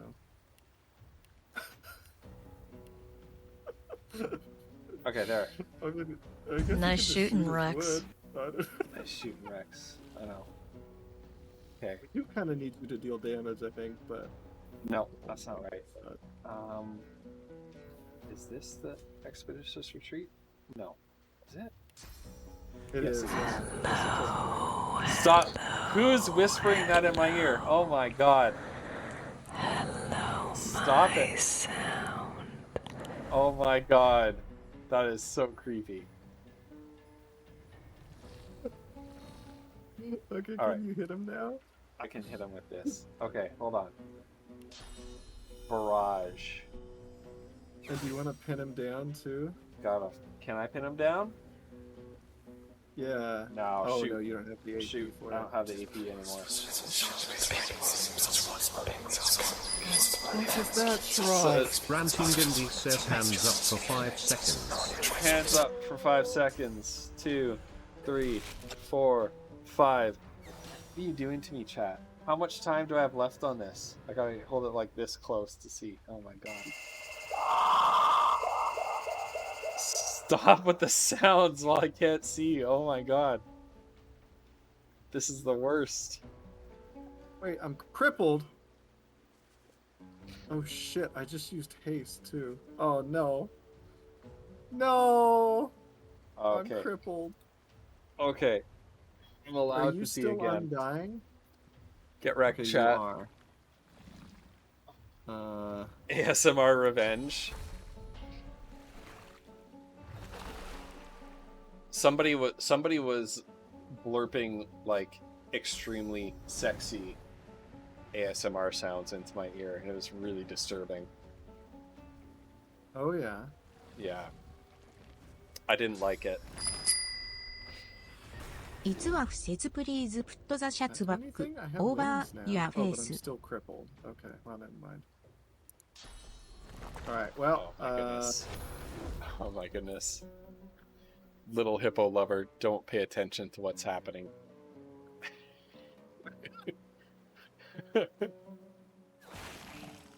Little hippo lover just appears with chat with any yep. Nice.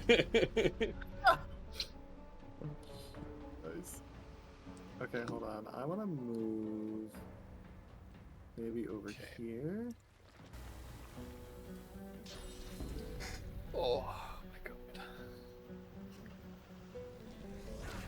Oh yeah. Take that. There we go. Okay, this is your last turn of not being able to die. Okay. So How did I resist death?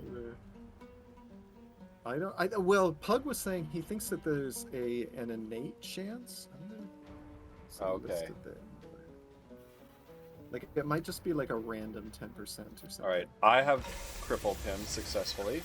Gintolin asks, what's the scariest movie you've watched? Hello, respectfully stop doing that. Yeah, exactly, Pug. Oh my Jinto gosh. asks, what's the scariest movie I've watched? That's an excellent question. When I was a young man, I watched a movie called Dolls, which is Dolls spelled with a Z. It was an extremely bad movie about like porcelain dolls coming to life and killing people, but I was way too young to have watched it, and it like scarred me for life, and I've been terrified and deeply disturbed by those porcelain dolls ever since that time. When I was older, I was staying at somebody's house, and they had that movie on VHS. And I was like, what, 17 years old? Ranting Indy wants to How do I do activate that? emotes only chat for 2 minutes. I've never done that before. I've done it. emotes only chat for 2 minutes. And so I watched the movie again at age like 17 or 18. It wasn't scary at all. It was really bad. It kind of sucked as a horror movie, actually. And so it cured me of my lifelong fear of that movie, but not of dolls. I'm still creeped out by those porcelain dolls. And so I would say that's the scariest movie I ever watched, even though it's actually not scary, but it is the movie that had an actual effect on me. Cauliflumps, what's the scariest movie you ever watched? That's a good question. So, Meg, no ear rape, please, if that's okay. That was a little bit. It was a little bit too out there. I think.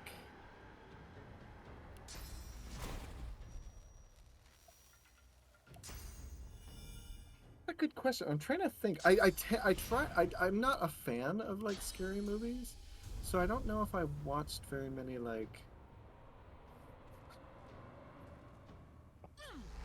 I don't know if I've watched. Oh, I see what you're doing. That's clever.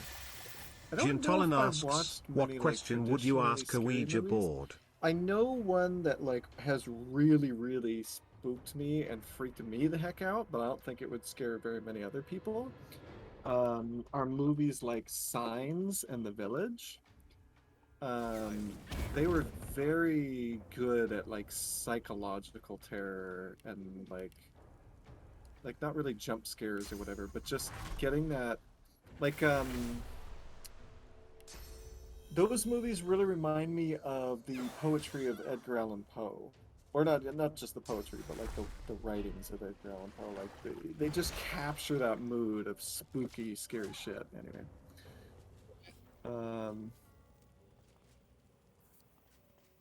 Oh, it's okay, Meg. You might not have known. But yeah, we just don't do the ear rape on this channel. So yeah. But now you know, right? Okay, so where should I go? Has it been 2 minutes? Let's leave it on emotes only chat for 1 more minute. Jinto also asked, what question would you ask a Ouija board? I'm not really into like Ouija boards or things like. I don't really believe in that stuff, if I'm honest. But that's kind of a boring answer, if I'm honest. Like, it's kind of a buzzkill kind of answer. So, what question would I ask a Ouija board?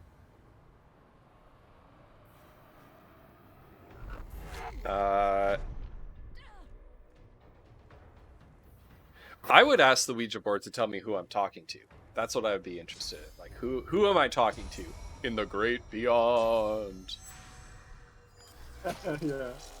If you were to find yourself in a situation where you were asking a question of a Ouija board, what would you ask it, Collie? That's a good question. Because like you know, I don't believe that we can communicate with the dead. I think Ouija boards can be fun as sort of like a group. I mean, originally Ouija boards were literally like a group game. Like it had nothing to do with contacting the dead. It was like about, you know, what would the group come up with and how would a group of people all with it. You know, it's just like a fun way to try to access your subconscious and stuff like that. Anyway. That was the original idea behind it. But like if I believed in a Ouija board and was trying to like ask a question to, you know, a spirit or something, like, you know, if we could access the echoes of dead people or something like that, I think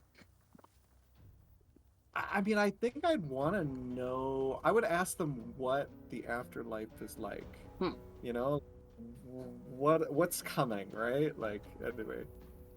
And like, is there anything that I should do in this life to, like, are people ranked in the afterlife? Are there punishments? Are there rewards? Right? Like, I would be very interested to know that. Okay, let me do.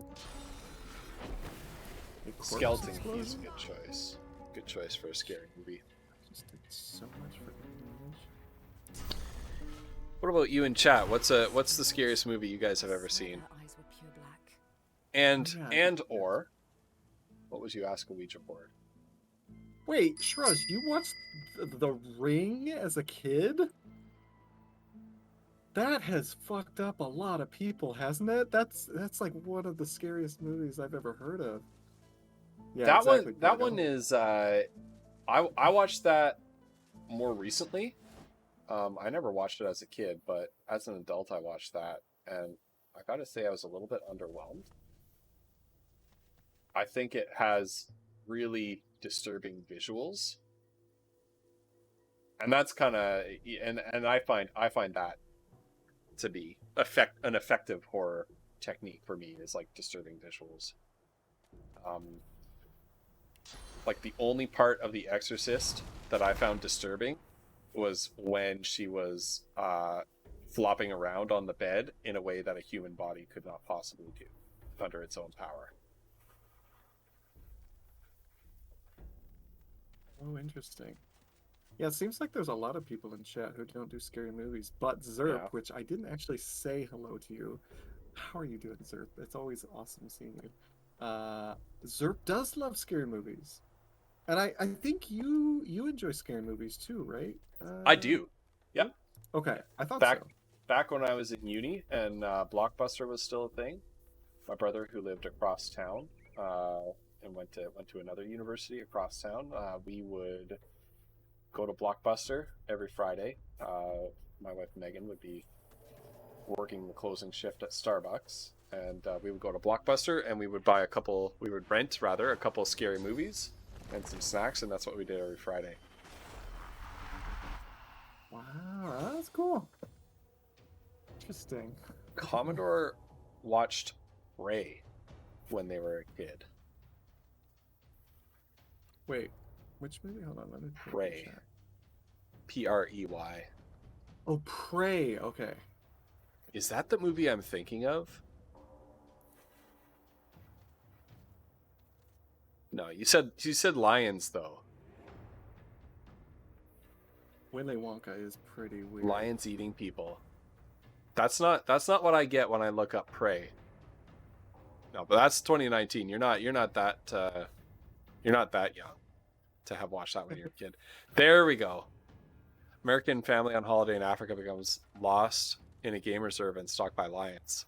I guess that's more of a thriller. Like you said, it's not. You don't know if it's classified as horror, but I would say it's more of a thriller, maybe. Oh, I messed that up. Oh yeah, that's probably Signs and stuff would be thrillers. Yeah, Signs in the Village. But nonetheless, they can be scary too. Yeah. Where? Skeleton Key. I'm just looking at my positioning here. Yeah, where are all these enemies? Hold on. There's one here. One here. And then there's like 4 of them? Yeah. They're all hiding in the bushes. Yeah. If I were to jump up here and teleport one of them down, would you teleport the other one down? Yeah. I'd probably teleport up there with you. Well, actually, I could probably stay down here. It doesn't really matter. It doesn't matter. Oh my god.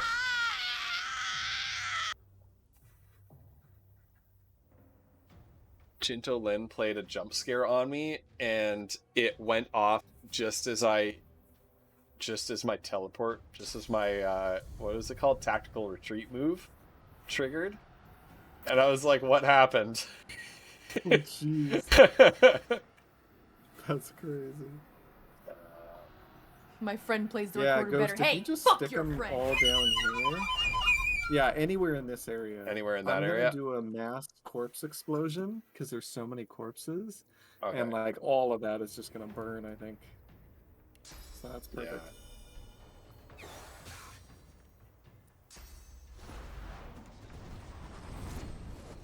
What is that? Reactive shot. What the heck? What? What is that? I have no idea. What the heck? The other movie I was thinking you might have been talking about, Commodore, I couldn't remember if it was called Prey. It might have been called Roar, which was a movie about a family that goes for a vacation to a cottage, but there was like a lion enclosure that escaped from a zoo nearby, and lions and other big cats are just swarming around. And that movie was really infamous because they couldn't. There were certain laws about how you use animals in movies, and the filmmaker didn't want to follow those laws, so he basically it was too expensive to also hire the animal handlers and like the zoo officials and stuff to manage the big cats. So he basically bought a bunch of big cats off the black market and and just let them free. And he also couldn't hire actors for his movie because they were all unionized, and no union actor would take this job because it's a movie about people getting attacked by lions with zero safety precautions on set. So it was just this guy's family that were the actors in the movie. I think it was called Roar.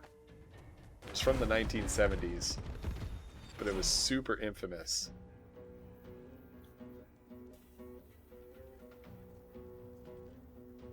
That's interesting.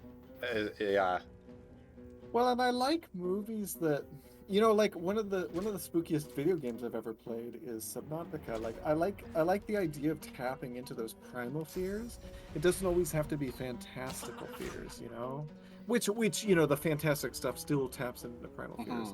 But like, you know, it would be hella scary if you were being hunted by a bunch of lions, in the same way that it would be hella scary if you were like on an alien planet with like leviathans trying to kill you and stuff. So yeah, I know cool. a lot of people who are genuinely afraid of Subnautica. Some people who normally hang out in my channel while I was streaming Subnautica Below Zero said that they didn't want to. They wanted to lurk, but they didn't want to actively watch because it was scary. I think because it also taps into that fear of the deep sea, which is kind of a low-key phobia that I have. Is the idea of being like trapped in the deep sea or something like that. Nick, I know the timing was. Is it my turn? The target's too far.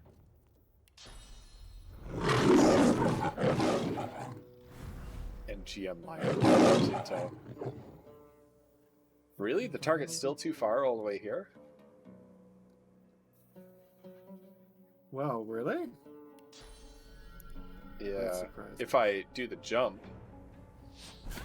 Oh, there.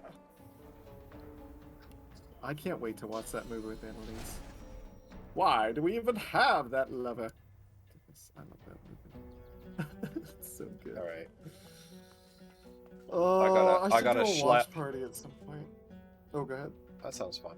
No, I'm just saying I got a schlep. I'm out of mobility skills. Wow, really? Yeah. What the heck is that skill? What level is this chick? It's called Reactive Shot.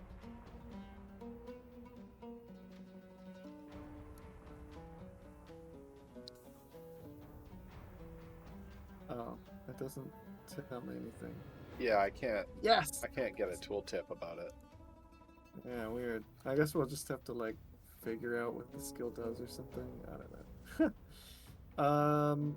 Okay, well, I mean, I guess I gotta go over to where they are.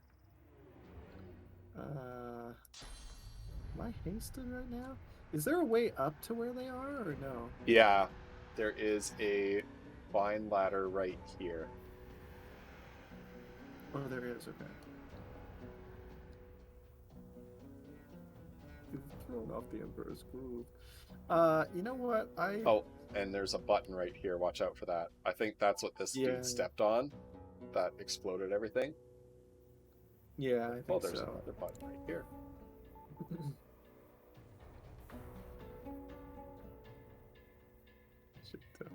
Oh, is it my turn? Yeah.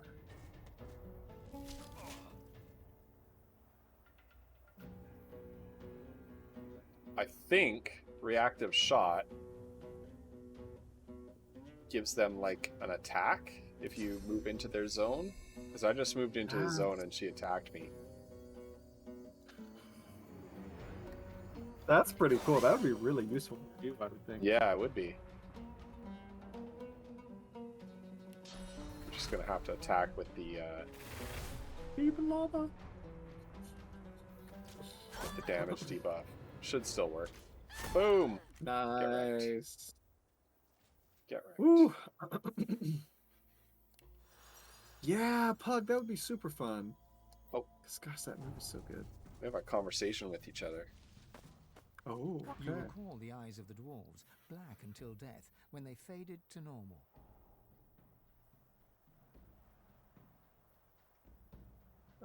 We gotta stay on our Foul toes. place full of foul play. We must stay on our toes. Keep a keen eye for clues.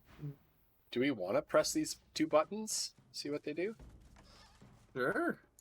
Why don't you save the game beforehand? Oh, that's a good point. I don't. I would hate for us to have that talk all over again if we had to reload. Yeah. Oh god. Okay, so they're just like traps that they set or something? It must be. Oh yeah, I'd be in. That freaking emote. Do I have it? No, I don't. Shoot, I need to add that. Oh, you need Prage. Yeah. So good. Man, this part Oh, of the there's map another is button so right here. beautiful. Oh yeah? Yeah, we uncovered it. Hold on. Oh. I think if I... You think if we put like a barrel on one and stand on the other two? Yeah. But there's no barrels. Oh, this isn't a barrel? The ones in the cart? Yeah. I can't pull it out. And you're not carrying a barrel, huh? Yeah. Aha! Oh, you got one? Nice. Apparently.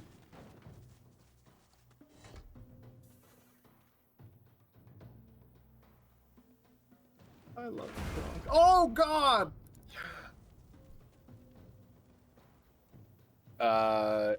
Alright. So we know what that did. Shit. Alright, well that was not the way. That was not the play. Jinto, you walk by pointing and clicking, and WASD controls your camera. Let's see if we can see dead people. Oh, I see dead people. The dwarf rocked back and forth, staring at nothing. Oh yeah. That can't have been real. Those monsters bursting out from the ground. It was just a dream. It had to be a dream. What do they have to say? Sorcerers. They brought in sorcerers. I can't remember. The dwarves are talking about There was something in the ground. something in the ground in a cave, The dwarf bangs his palm against his head. Damn it. but they can't remember what the circumstances are. Okay, if you step on that one, we'll be able to step on all of them. I was on duty and I was alive. This It's almost like they were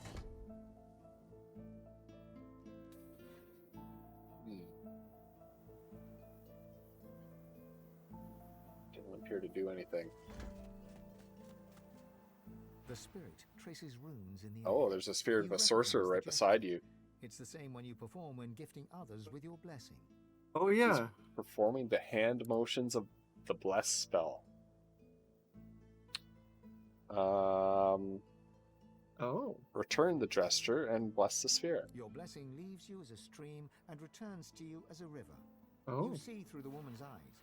You feel the discomfort of a source collar as you tug at it. Then, a clatter and a shriek. A winged voidwoken has grasped you in its talons. It takes you to the air as you flail impotently. Is this the woman that we saw get carried off before? Wait, you think? The Voidwoken continues its journey for hours, perhaps days. You watch as familiar land and sea pass under you until the creature slows. The talons open, first air and wind, then a thud, blackness, light. You peer through the fog to see two dwarves, eyes as black as coals. They are dragging you through grass and stone. Perfect bait. The master will be pleased, groans one of them.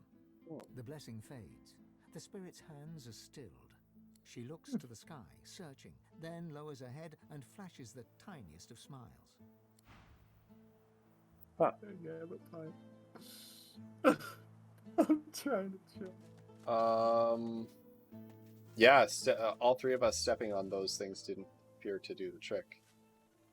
Oh, it didn't do anything. Didn't do anything that I could see. So they're just traps. Okay. All right. Yeah, well, now we know. maybe.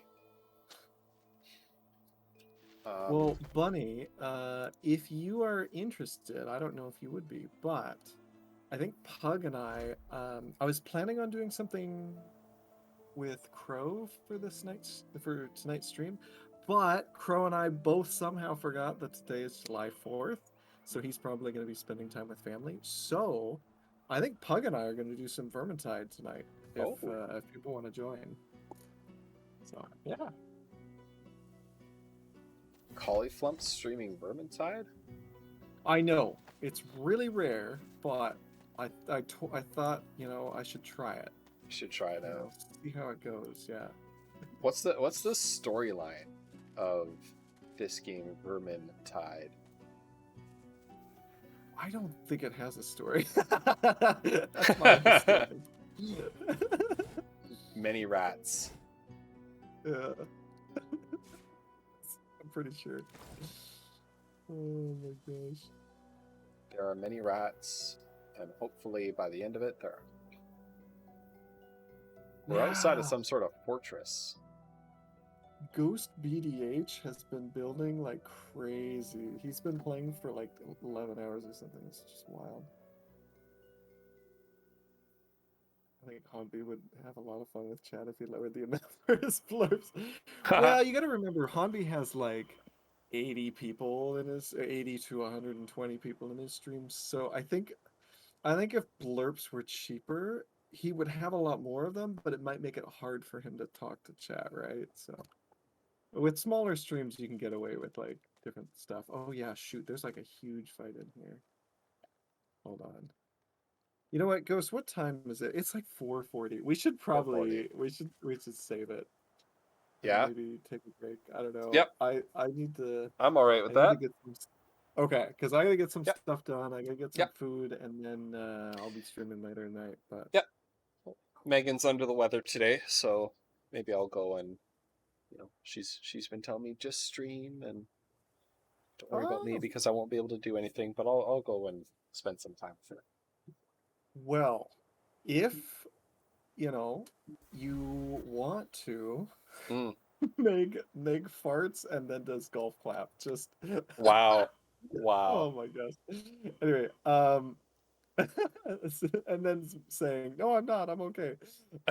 So, well, Meg knows, I'm sure. But if you have time tonight, we would love to have you join us. Yeah. For the tide, but totally up to you. If I am available, then I'll be there. Sweet. All right, well, the game literally just saved, so who would you like to raid? That's a good question. I'm opening up my Twitch right now to see. Who have we got?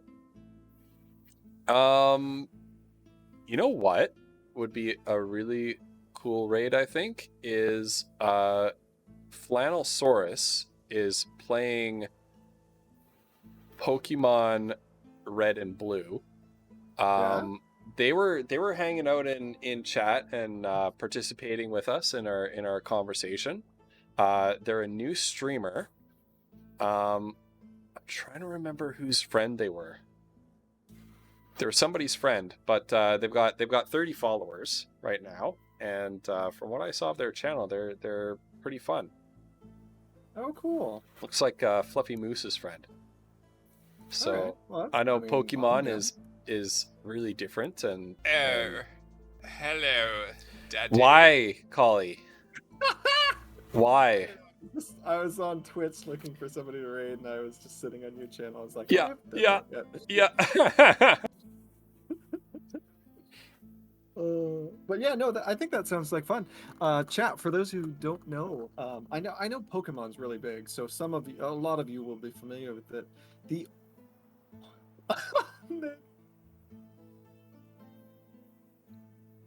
basically, that's probably Megan, Ghost's wife, right now. The only Pokemon game that I ever played was Pokemon Red and Blue, so this will be some real nostalgia for me, I think. Oh yeah. I'm excited. So Same the here. name is. I'll type it in your chat. Okay. I'm just gonna make sure I spelled that right. Flannelsaurus. Yep. If they're not Canadian, they definitely should be with a name. They are. Yep. It's incredible. Oh, nice. Yep. Squiddle, I love that I can hear. Pikachu. I love that I can hear you saying that in your voice. You've played enough of it now. Oh my god, Pikachu. That's true. Ghost, you gotta be more clear which Megan you're talking about. Which Megan? Oh, when I just say Megan, I'm talking about my wife. Yeah. And that's actually why I say Meg, even though I'm pretty sure your name is Megan. Yeah. Because I want to make it clear too. Oh Maya, well seriously, I'm so glad that you were here. How is while the raid pops? Ghost's probably going to give us some positivity. I do have positivity. So your positivity for the stream is just a reminder that happiness is the only thing that multiplies when you share it. Oh, I like that. There you go. Actually, I don't think that's true. It's not the only thing that multiplies when you share. I think love and kindness also multiply when you share them.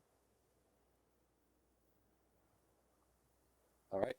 Yeah, absolutely. Sorry, my raid is popping. Goodbye, my chat. Oh yeah. We love you guys. Bye.